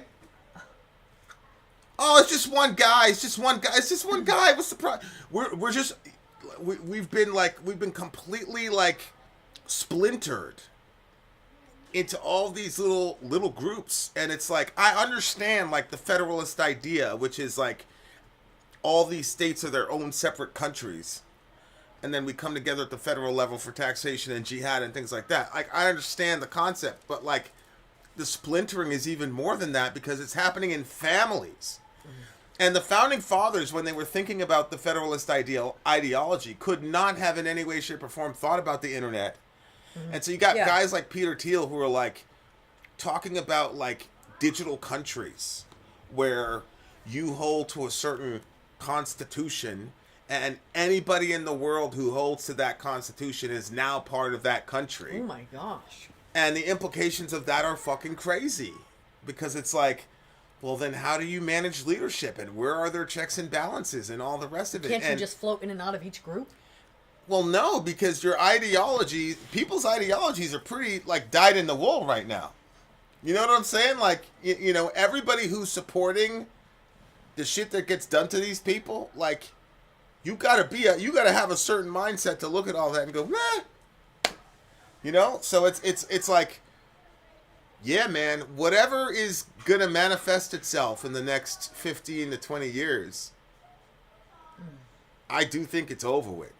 I definitely think like America as we know it is over with. And I don't blame it on the current administration. It's just the zeitgeist. It's the people. And I don't even know if blame is a word. Maybe it's just plain evolution. You know, democracies and things like that have not been around. Republican, you know, democratic republics, whatever people want to call them, they have not been the majority of human history. So, you know, it's like I said in the other songs. Maybe we just can't have things like that, you know, as human beings. Maybe we just don't want it. And I guess that's okay because everybody gets to vote on it. You know, not just in the ballot box, but in how they react to these things when their leaders do irrational things and then gaslight them, and then you go along with it knowing you're being gaslit. I don't know. I genuinely don't know. And that's one of the reasons, like, I try to be as vague and opaque as I possibly could here, because, like, I don't want to fight nobody. Like, I don't want to fight you. If, like, you believe that's cool, like, okay, like, I don't want to talk about it a lot. Like, let's just stay friends, you know? Yeah. The people were made comfortable with bread and circuses, and the war machine was never reined in. We are 500% fricked. Yeah.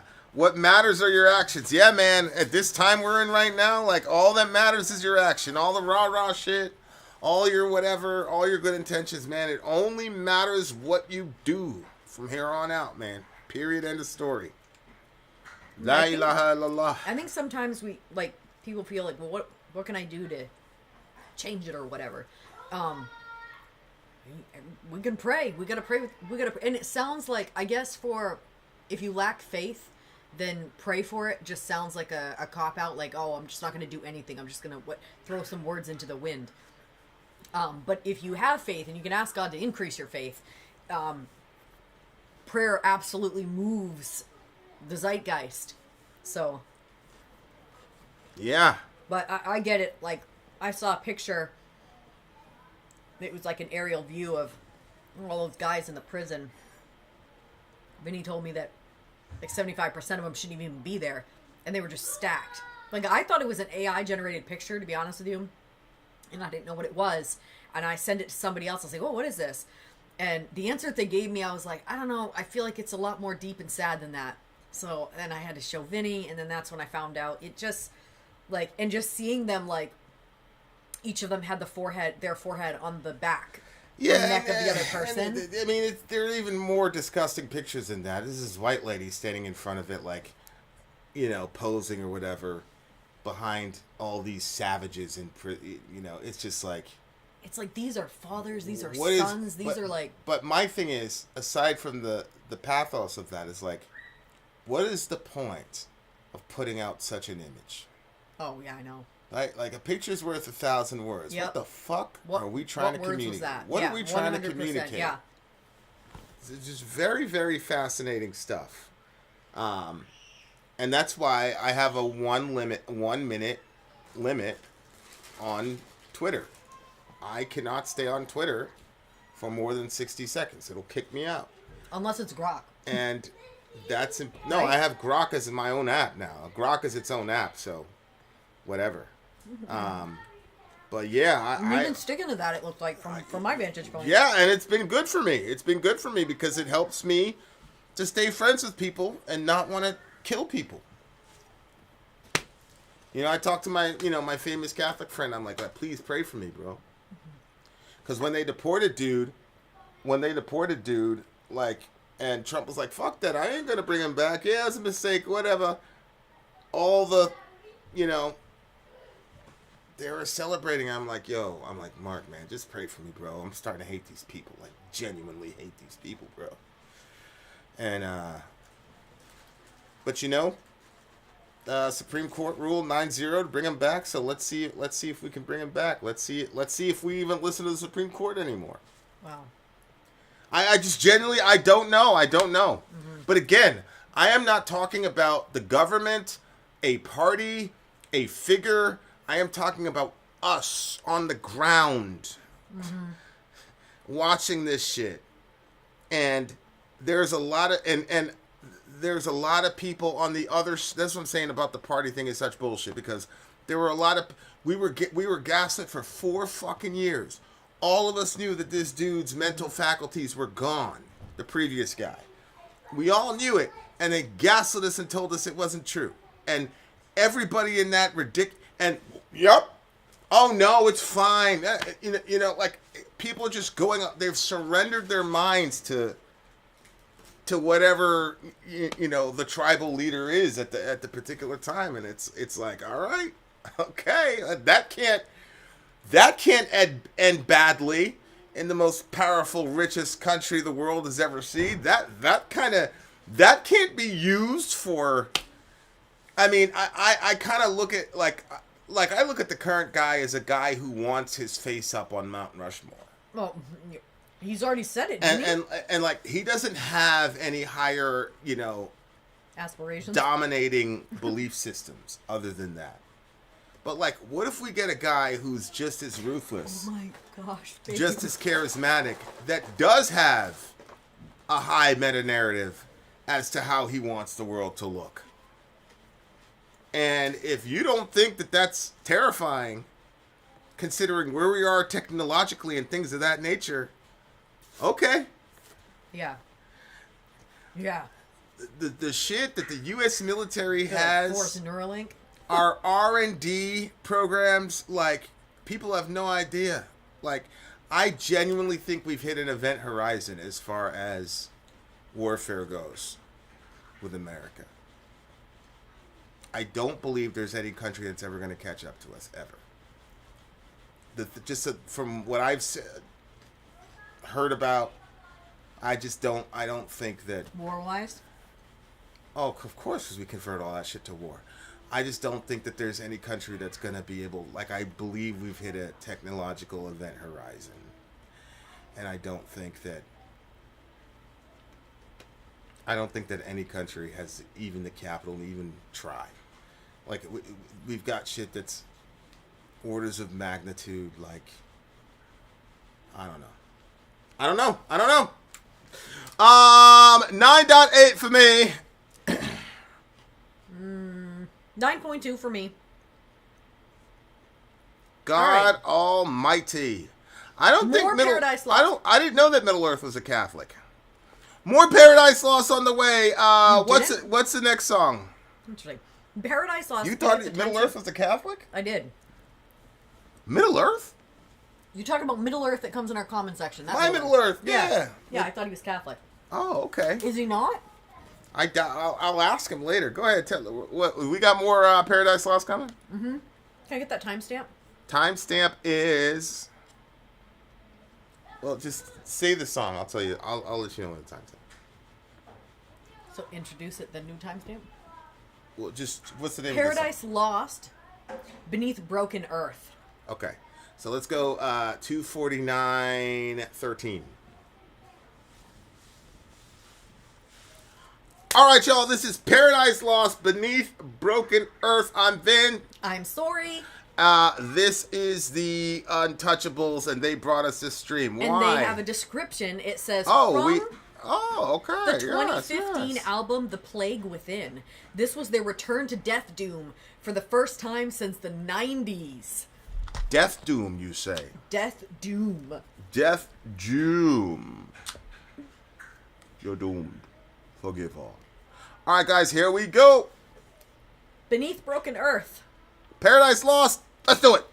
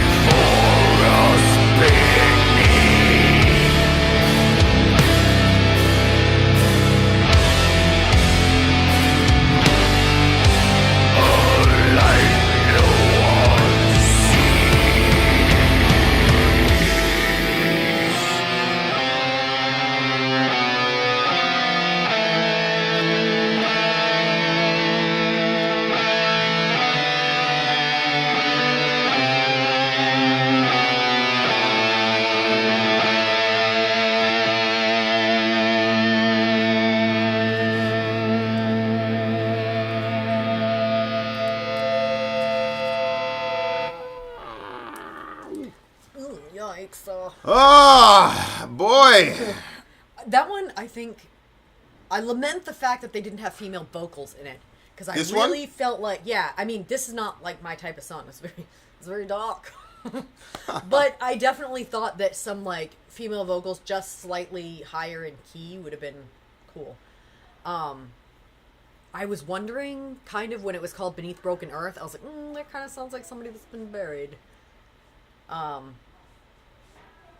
Yeah, and it was like, so there's a type of worship music that I like where they take like one verse and just like keep repeating it and repeating it and repeating it so that everybody can get in on it. And like this song kind of like did the same thing. It took the same thing, only it was like in the opposite. It wasn't like, Yeah. but it still carried with it the same, like Before Us the King. Today's Passover, so that's interesting. You looked up when I said that. Why? Did you know it was? Nope. Continue. Passover is the Sunday before Easter Sunday, right? Yeah. Yeah. Oh, that's interesting. What? Nothing. Timeline-wise. Because you've got the Passover, you have a hard couple of days, and then you have Resurrection on Sunday. And Yeah. then your sermon. Anyway, Before Us the King, as lifeless hearts sink. So that was crazy because if you have a lifeless heart, so when I think of king, I think like Christ is king, like those things. But this one is Before Us the King, as lifeless hearts sink. So the lifeless hearts are not only just lifeless, but they now sink before this king. Before us lays dreams, a light no one sees. Hail to nothingness, you wish to die. Hail to godliness, you wish to die. Ungodliest ones, the circle is done. Ungodliest ones, hail to nothingness, you wish to die. To me, it just sounds like it's an oppressive state to be in, and a light no one sees. You can explain what your take is of it. Well, it just made me think Definitely about doomy, that's for sure. And gloomy. Shakespeare when King Duncan was killed. Okay. And, you know, as an American, we don't know what it's... We're not supposed to know what it's like to have a king as Americans. And so, the loyalty and the, oh my God, what are we going to do now? Mm-hmm. The king is dead, long live the king. Like, we don't know, like, emotionally what that does. But we were watching that version with Denzel Washington. Yeah. It wasn't Hamlet. It was Macbeth. Macbeth. And the way that they were, good. you know, don't let my ears hear this terrible news. Like, this guy's dead. And it was like the last time we really had something like that was like JFK, you know, where like everybody would have been mourning. Like if that person would have hit Trump, we probably would have ended up in a civil war. Right? Like it wouldn't have the country would not have been brought together in mourning over this guy. And so it just reminded me of Hamlet, where Duncan gets killed, and when they're delivering this horrible news, it's like very dramatic. And like people are like, I can't believe this. This is insane. This is horrible. How could this happen? And I'm like, yo, I don't relate to that kind of loyalty to a person, or to that kind of like, everything sucks now that this person is dead. You know what I'm saying? And so it's like, you do have people like throughout that function that way. Like I remember, I couldn't really put my arms around it because I didn't understand what was going on at the time. But when Kurt Cobain died, it was like that. Like the lifeless hearts sank into the ground with him. Before us lay our dreams. Like you put all your hopes and dreams into this person, and now they're dead. Look, before us the king. The light no one seals. Hail to nothingness, you wish to die. Hail to godliness, you wish to die. It doesn't matter if you're on the existentialist part where it's like hail to nothingness. Oh, and then hail to godliness. It doesn't matter either one. If They you're both an wish to die. existentialist Wow. or you're a religious person, you both wish to die. Yeah, I see that. And then now. there's Wow, this okay. sort of circle. The circle is done. Ungodliest ones, You know, it's like there's no real reason to do anything anymore. So it's a very, very cynical look at life after this person has died. But I understand it in the sense of like, and it's even different from my brother, because like my brother was somebody I was supposed to protect, but this is like a king is like the person who guides and protects you, and a king is somebody who like sets the agenda for you and is the one that gives you hope and all the rest of it, you know. And so it's like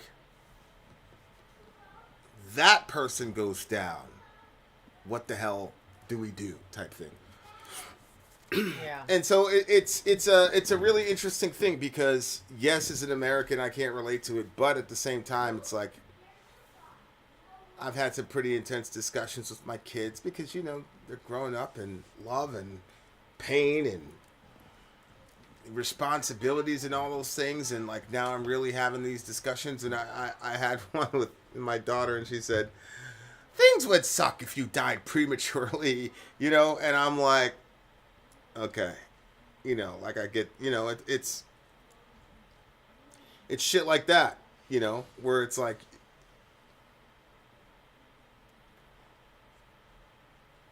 because I definitely function that way for my kids, for sure. So, you know, it would be a insane disillusionment, and you know, yeah. So that's what I thought of. Yeah, when you were, this is on subject, off subject. Also, if you can kind of peek at my computer, something keeps flashing up, and I don't know what that is. So What, like, new Chrome available? No, Don't it was take like it. this maroonish sort of thing, but I can't. It doesn't stay up long enough for me to see what it is. Anyway, do you ever feel like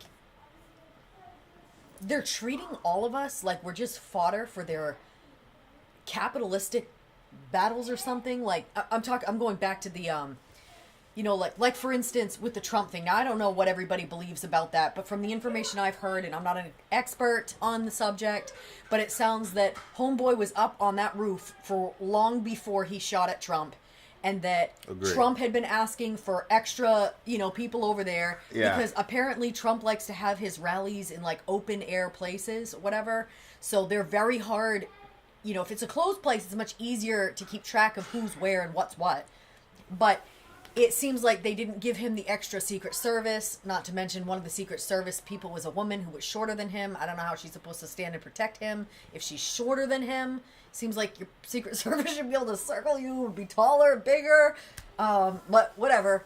Like, then Homeboy's up on that thing each forever. one of those people in that detail has a very, very specific role. Oh, you okay. don't necessarily have to match height in order to accomplish that particular role based on what they're supposed to do. Okay, I mean, I don't know anything But about regardless, it. She looked very scared. I don't know what her role was. Regardless, based on her positioning, like, she did not do what she was supposed to do.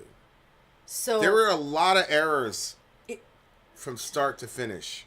But like in that's really curious. It seems to me that somebody knew something, and they let all of those civvies just come around and go to this rally and let bullets fly around them. And I think, wow, okay. Or they died. Send our kids off. Somebody died at that rally. They send our kids off for their stupid wars, and our kids die. Our husbands die, and then they come home to broken families. Vin listens to like a lot of these different people, their stories from, you know, what they've done, and all of them lose their families if they survive physically.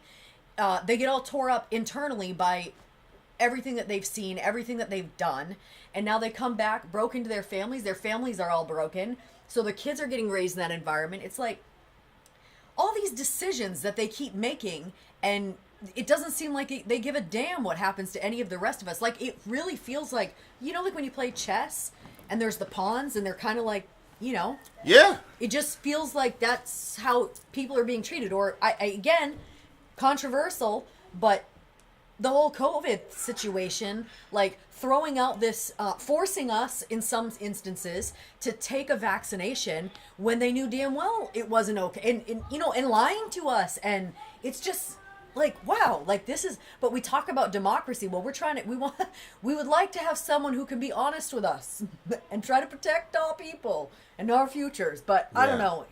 That's like just like a tangent. And then like the way that you were explaining like this guy and the way that people are just like, meh, who cares? It's one person. What do you mean it's one person? Like that, like if it was our one person or your one person, we would all like, what would we not do to get our one person back? Well, I mean, people still care because I saw, shout out to Churchy. Didn't have a fucking word to say about that guy, but you talked about the 4 trans people in your fucking state trying to play basketball. Congratulations. Like, we're all, like, that's what I'm saying. Like, that's why I'm like, okay, like, done with the news. But yeah, like, what's his face is saying right now, where people are saying that, Saul 77, people saying that about JFK, like he died on some really interesting circumstances. Very interesting. And once again, you shot him in a crowd. So all those people had to see that. And all those kids. Yeah, it was horrible. I mean, brain matter, fucking That's what I'm saying. terrible. I'm like, somebody planned that. Not somebody, it's released now, isn't it? It was too much that was blacked out so nobody could tell who it was. I mean, you killed Let the parties protect themselves. You killed him on camera in front of his wife, man. I mean, these people are ruthless. And this was being televised. Like yeah, of course. I remember my grandmother talking about how horrible. Yeah, but the thing is, this is really dark, but like, at least it brought the country together. It's like the president is dead. Let us pray. That's what was said on the news. The president is dead. Let us pray. And it was like everybody, whether you were Republican and Democrat, was just torn to shreds over it. And it's like, I understand, like, you may not agree with everything JFK said or did or whatever. Obviously, millions of people did not vote for him. But it's like, it was cool to see. Obviously we weren't around, but like anytime because prior to 9/11, the JFK thing was like the biggest national trauma.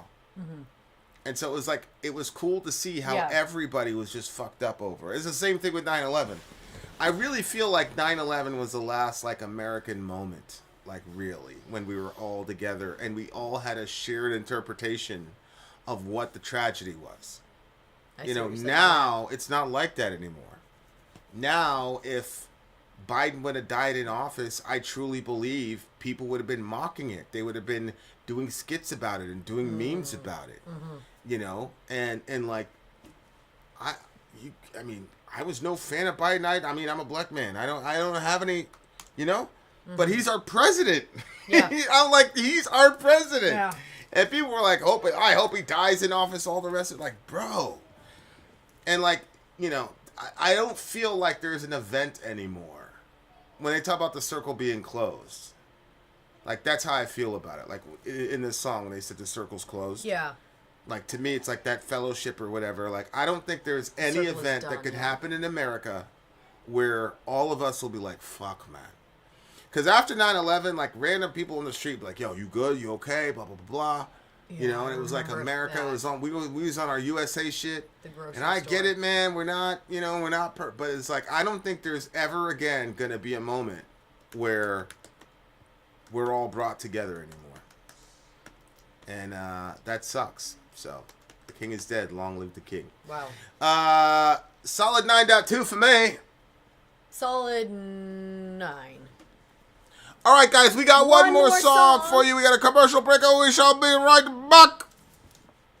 I'm Vin. I'm Sori. If you would like to get your song reviewed, dear listener, there's the Filthy Capitalist option. As Sori says, 125 gets you straight to the head of the line. You don't have to be a part of the alliance. You don't have to be part of the group. Wait a minute. And the biggest thing is you don't have to wait. You hop, skip, and jump right in front of everybody. 125 gets you there. You do that 3 times, and you get mashed down to the $75 rate for perpetuity. Yes! Also, there is a band review option.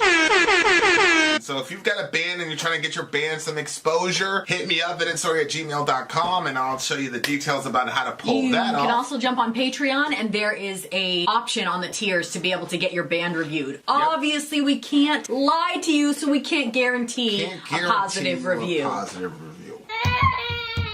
get what you get. It's just rubbish. Rubbish. Rubbish. That's British for garbage. My favorite is the community option. $1 at the gate gets you in at Patreon. You get to join an alliance. The alliance joins their points together, and that helps determine what songs that we do.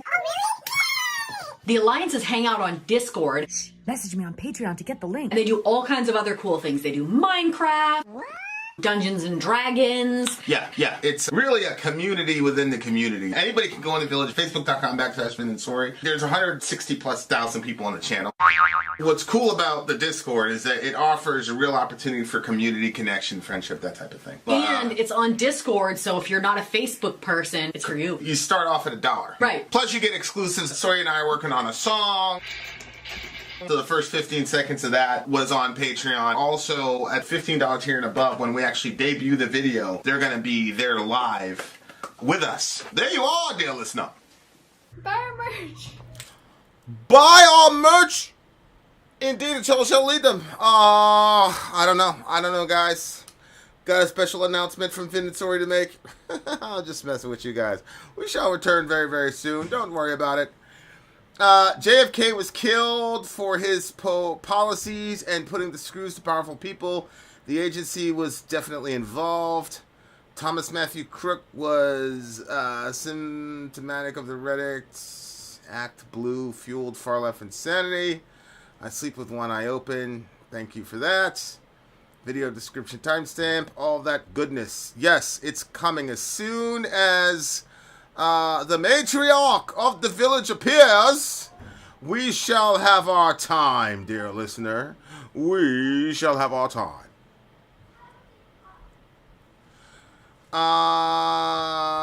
So what have you guys been up to? What were you guys up to today? What were you doing, Ben? It took you so long to show up and chill out with us. What were you doing? How dare you have a life outside of our YouTube channel?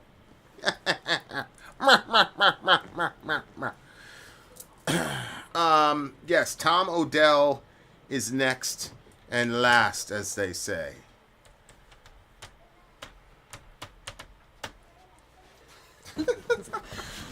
Wave at the people and that went by. Wave at your crowd. Wave at them. Yes, wave yes, at yes. them. The Okay. commoners, yes. Turns out, I was 16 when 9/11 happened. I knew I was working at that point in time. Get 16. Because I remembered the people being friendly at the grocery store, but I was like, was that really? It was. Pack 16, M16s, make it so you don't see 16s. Bitch shots at your daughter at a sweet 16. Past bedtime, go to sleep, Christine. I wrote that when I was 14. Seriously? Yeah. It's dog. All right. Let's do the final song on our list tonight. Director Franco. Yes, this one is from Director Franco again, and he picked Tom Odell, Another Love. This is a live version. He said, thanks to everyone who... Wait a minute. I need the timestamp. Yeah, I know. Look, see? Video description timestamp. 3 hours, 14 and 20 and 30 seconds. Okay, Tom Odell, Another Love, the live version. DJ Franco says, thanks to everyone who joined us tonight. Yes, and dear our hosts listener. Yes, for making this happen. Yes, well, thank you for thanking me, sir. You're welcome. Enjoy this last solid pick. We hope you guys enjoy the night, and we did. As always, Mike, you put together a great stream. Stay tuned for the third installment, he said. Leela out, Pumas out, night. He says, Emily says, 16 in 2001. Sorry, what do you moisturize with? Listen, that's so funny. And she had 4 kids, and you should see her body. Like, you shouldn't see her body. You wouldn't. But I'm telling you, I'm a very gifted, and she's very gifted. Yeah. All right, here we are. Tom Odell, Another Love, live. Why are these so out of order? Here we go, live at Pukle Pop. Oh, interesting. Pukle Pop? We continue. Here we are.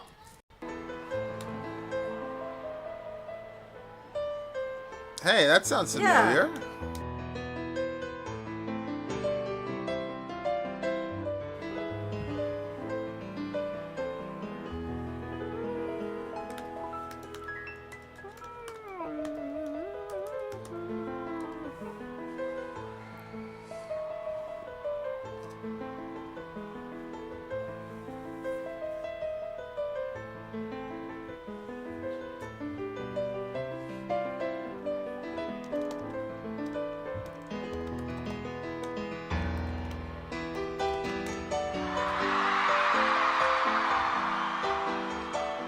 a good camera.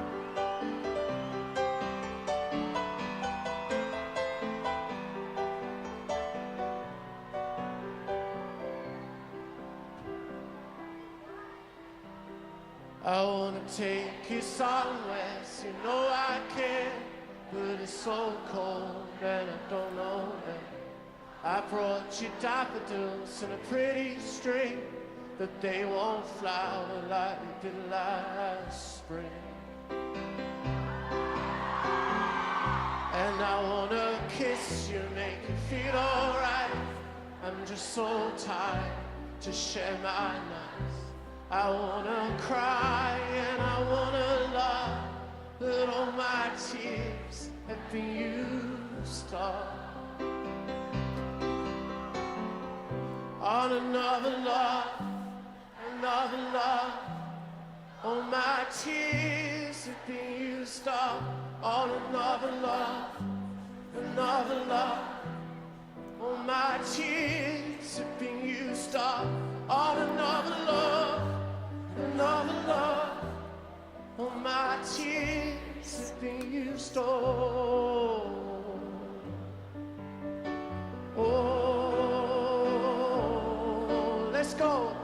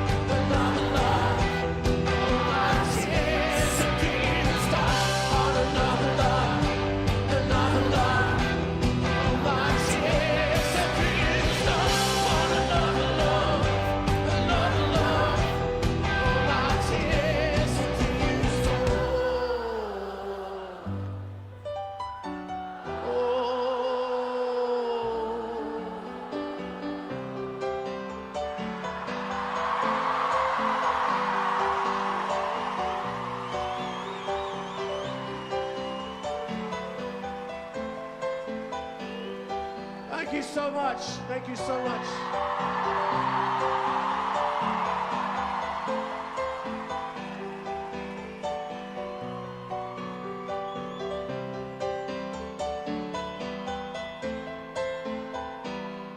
Have a wonderful rest of your day. Thank you very much.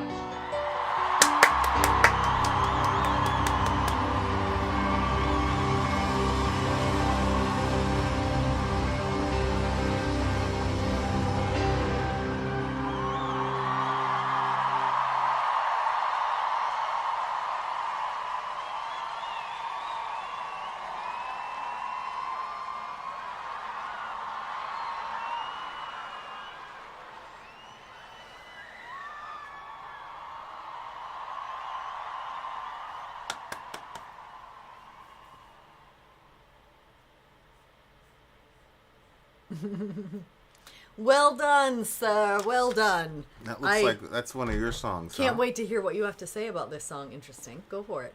Nah. No? You made me go the other time. So. Yeah, but I would like to hear what you have to say about this one. Yeah, go ahead. I mean, it's a good song. I've never heard the live version. Okay, full disclosure, I have heard this song before. I actually didn't find it. Somebody showed it to me and wanted me to react to it, I suppose you could say. But I did not think it was going to get played on the channel. Otherwise, I would have waited. But who could say no when you wanted to show me the song? Shout out to you. You know who you are.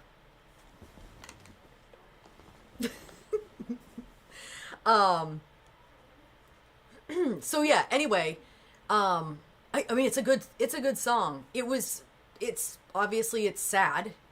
It was very interesting to me watching the reaction of the crowd. Yeah, they were really responding to him. Well, or the song, or they seemed very happy. Yeah. You know, and it's like this is a the song is sad. I remember when Chop Suey I saw System of a Down in 2001 when Chop Suey came out. And it was right after 9/11. It was Slipknot, everybody was there. And before every band got on, Chop Suey would come on. And everybody, trust in my... Everybody. And it was like, we weren't jumping around, and it's a metal song, but it this generation of they just seemed like very joyous. I don't know. It was a strange dichotomy to me, because it was, the lyrics were sad. Could be interpreted as sad. Yeah. And but people and the dudes, everybody was genuinely happy, standing on each other's shoulders, jumping all around. I'm very intrigued by that. So, but you've listened to the song, so what's going on with it? Well, I mean, I think it's pretty self-explanatory. He says, I want to take you somewhere so you know I care, but it's so cold and I don't know where. I brought you daffodils in a pretty string, but they won't flower like they did last spring. And I want to kiss you, make you feel all right, and I'm so tired to share I'm just so tired to share my nights. I want to cry and I want to love, but all my tears have been used up. And then he goes into on another love. So it seems like he's found the person that he was like, he's like, this would be my person. However, he doesn't have his emotional picture has been poured out on his previous relationship or previous, doesn't necessarily have to be, well, he says another love. It could be, any type of love, I guess, but it took everything from him. No, it couldn't. It's a specific kind of love. I mean, it definitely obviously seems a specific type of love, but at the same time, I mean, you could take interpretive license if you want, but the author is pretty clear to me, I think. Yeah, I would agree with that. So it sounds like he's saying, the past relationship spent him so much that he doesn't really have the emotional reservoir to be able to give to her what he would like to. He says, I want to cry and I want to love, but all my tears have been used up. And I thought that this part was cute because it, of course, reminded me of you. If someone hurts you, I want to fight. But then it says, but my hand's been broken one too many times, which is not the case for you. But yeah. This is a homeboy. I tell you should have made different decisions, bruh. Right, he did. And then when that other part too, when he says, I'll use my words, I'll be so fucking rude. You're also like that? Words, they always win, but I know I'll lose. Which I don't think that you think that you're going to lose when you use your words. It just depends on which, there was that situation recently where it's so terrible. I'm not even going to say it. But you were what? Put me on mute. What? What are you talking? Let me know when I'm at.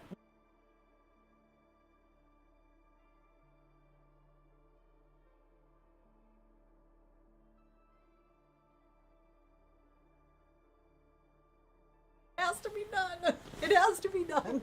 But I didn't do it. You didn't do it. Good I didn't for you. do it. Good for you. But if she'd have done some reckless shit to you, I would have absolutely sliced and diced the fuck out that Oh woman. my god. I don't give a fuck. I don't really have a big opinion about this song because this is the main reason. I've told you a million times, like, if me and you ever didn't work out, like, that would be it for me. It'd be over with. Mm-hmm. As far as relationships go, like, it would be over with because all of this would be true.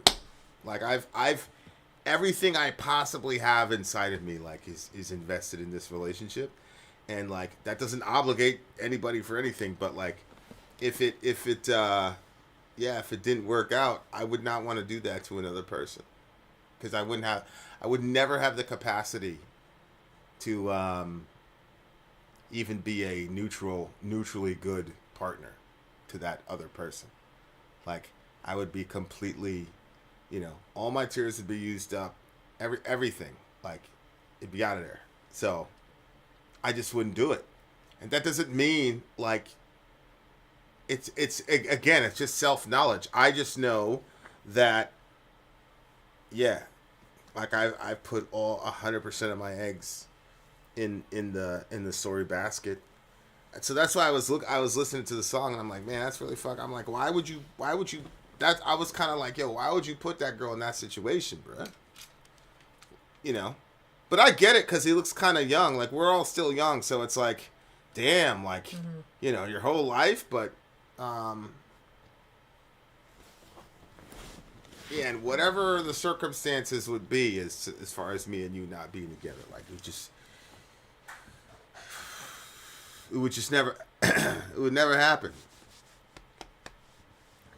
It would never, yeah. So that's why, to me, I was like, I was so confused, like, looking at those kids. But at the same, like, 2 or 3 of them looked kind of emotional a little bit, but it was very hard for me to understand, like, that kind of affect, as the song was going on. But yeah, but go ahead. I mean, it is weird because, like, first of all, when I first heard the song, I was like, oh my gosh, like, that's really sad. And I was like, what did it say about the daffodils? So we had to go back, because I am not good at hearing a song without seeing the lyrics. My gosh. So I'm like, and like, I'll over-literalize everything. And it just, like, sometimes just doesn't go well for me when I'm trying to break down a song. I mean, you guys have seen it. But once I started, like, I could just see, yeah, I like the song. I like the sadness of the song. I said it before. I like love songs that have some sadness to them. And again, I love that even before I was ever in any relationship. So that's the type of person I am, I guess. But he said, I'd sing a song that'd be just ours, but I sang them all to another heart. I want to cry. I want to learn to love, but all my tears have been used up. So I think that there's, maybe the concept of what's, this song, I haven't really thought about enough. Like, when I'm hearing it, this is so weird. This song is mixing me all up right now. I'm feeling so mixed up. This is so weird. Why? I think because I liked the crowd. I liked the youth, I guess you could say, like, the youngness of the crowd, where it's like, it's not like a crowd full of jaded people yet. And I like that. Like, you could still see, like, people seemed happy. It was sunny. Like, I didn't see the whole thing, but one of the girls looked like she found herself on camera and got embarrassed. And it was just like, there was just a lot that was going on. And then the way that he was playing, I liked the beginning of the video when he's kind of like hunched over at the piano. I always appreciate people not, like, no shade, but who don't, like, care in a certain moment. Like, you'd think that if you were out there in front of all those people that you would want to have great posture and, like, but he's all, like, hunched over the piano, like. Yeah, but that's like a thing, though. Yeah, I know. Like you're into Mozart it. Yeah. So I liked that. I like the sound of the song. Like I said, like how it was like, it was flowy. It was a little bit like an upper, but at the same time it had like the sad vibe to it. Like lyrically it was sad, but the sound of it was kind of like uplifting, and you could still hear that he was like trying, you know, like he, the daffodils part, it hit me a little bit in the feels because, you know, you hear something and it like reminds you of something else. And when I had my miscarriage, somebody showed up and brought me daffodils in a pot, and you were supposed to plant them outside, and they were supposed to come back every single year.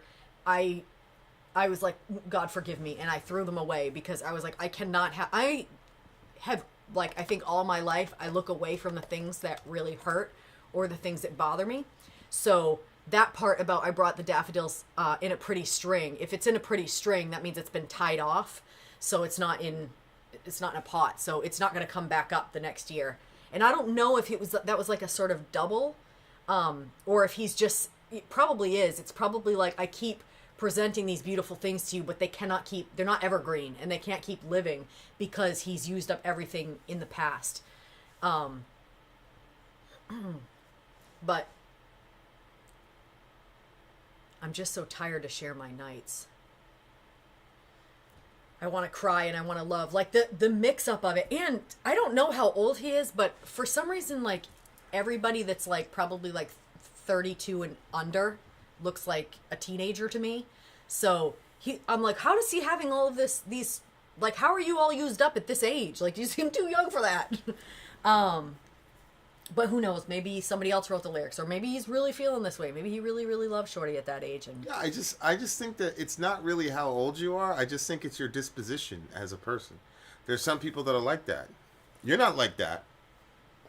And again, it's just a disposition as who you are as a person, what you're predisposed to, how your emotions work. There's a lot of things that go into like being that. So maybe he's that type of person. You know what I'm saying? But it's funny because I saw another dude. I think I clipped the video, and he said the same thing. He's like, yeah, I could never do this again. I would never, you know. And he's like, it's not even. And then he just talked about like all the things they've been through together and everything. And like, he goes, I go 150% in everything. I put every, you know. And it's like, yeah, and you do that, and you know. It doesn't work. I mean, look, man, 50% of marriage, you know, like everybody knows the number, and it's hard to think. It's impossible for me to conceive of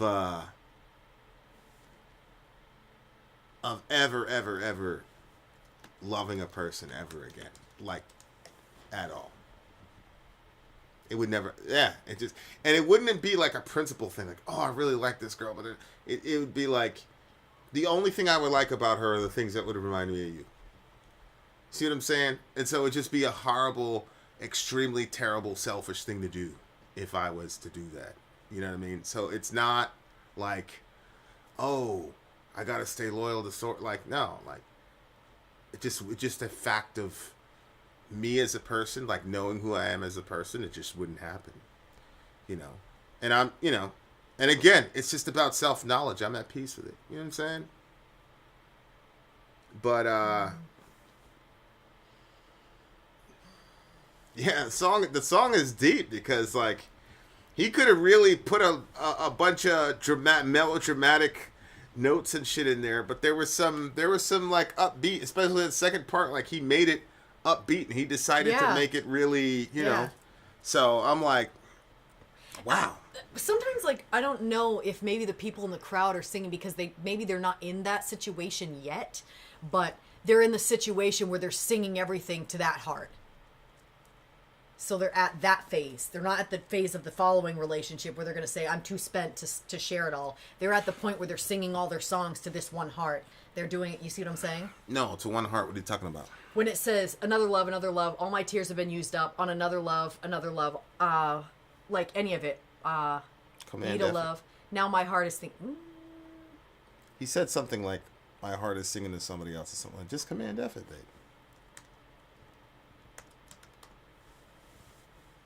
But I sang them all to another heart. Yeah, I want to sing a song that'd be just ours, but I sang them all to another heart. So it's this sort of like, I gave everything in this relationship. And then this is he's talking about the relationship that followed that one. And so maybe the majority of that crowd of younger people is in the stage where they're singing all their songs to one heart. You see what I'm saying? No, I still don't know what do you mean by one heart? One heart, as in the first one when he says to another heart. Maybe is what I'm trying to say. So so he's talking about the relationship after the one where he gave everything. And he's saying, I can't really give you much because I gave everything in that past relationship. And maybe the majority of the crowd is not at phase 2 relationship, but they're at phase 1 where they're pouring out everything for that person. They're singing the songs, they're doing all the fun, everything's on that one first relationship that he was referencing, but they're living it before they go to the other one. So maybe they're saying, look, this is the relationship that I'm singing it all to, and I'm giving my whole heart to, see what I'm saying? Yeah, I mean, I don't know. You know what I'm saying? Like, I don't understand them. Yeah, you know what I'm saying? Like, they were all smiling and jumpy and happy, and like, it's just a generation. And I'm glad, man. I'm too, we're too heavy. Our generation was too heavy about shit. So I'm glad that they're, Mm-hmm. And the other thing too is like when you're 15 and 16, your boyfriend girlfriend breaks up with you. You think it's the end of the world.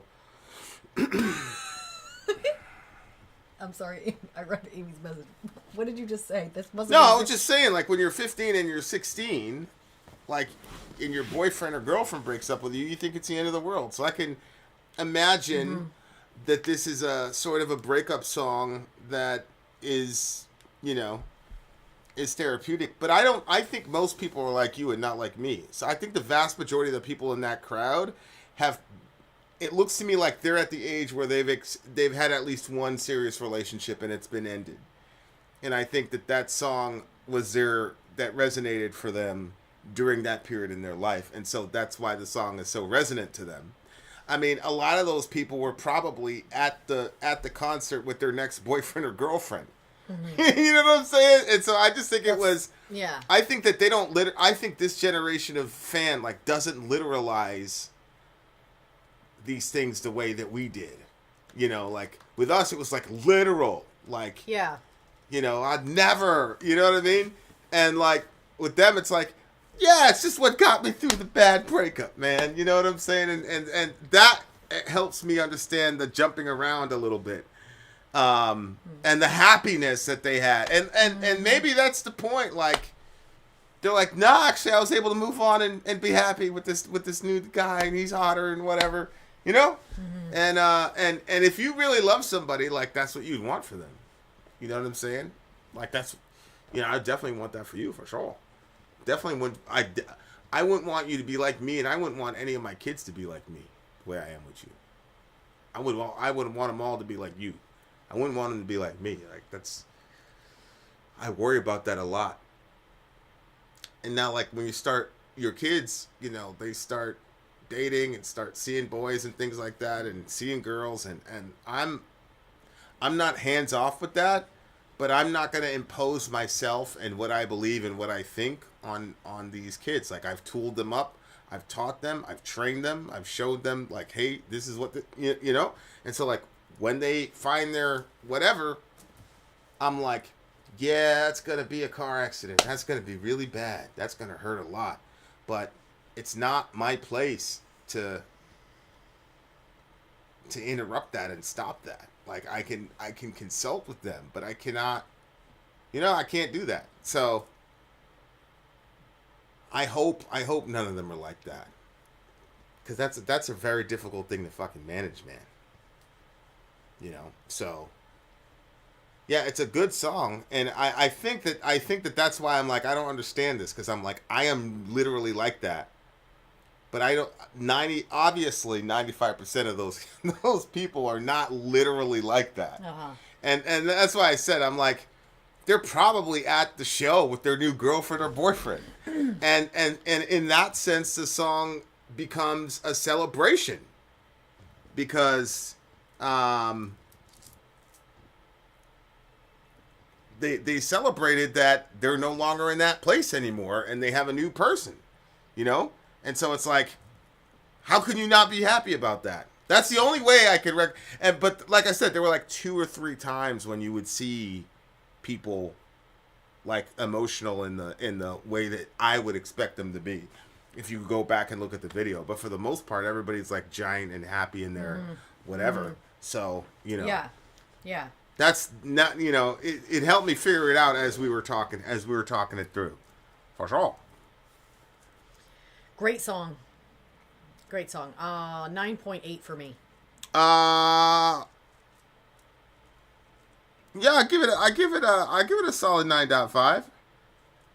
I will echo what Metalcat has to say. Thank you everyone for hanging out and enjoying some good songs with us. Yeah. All those songs were good. It was a very eclectic mix. Yep. Shout out to the big homies. My godness.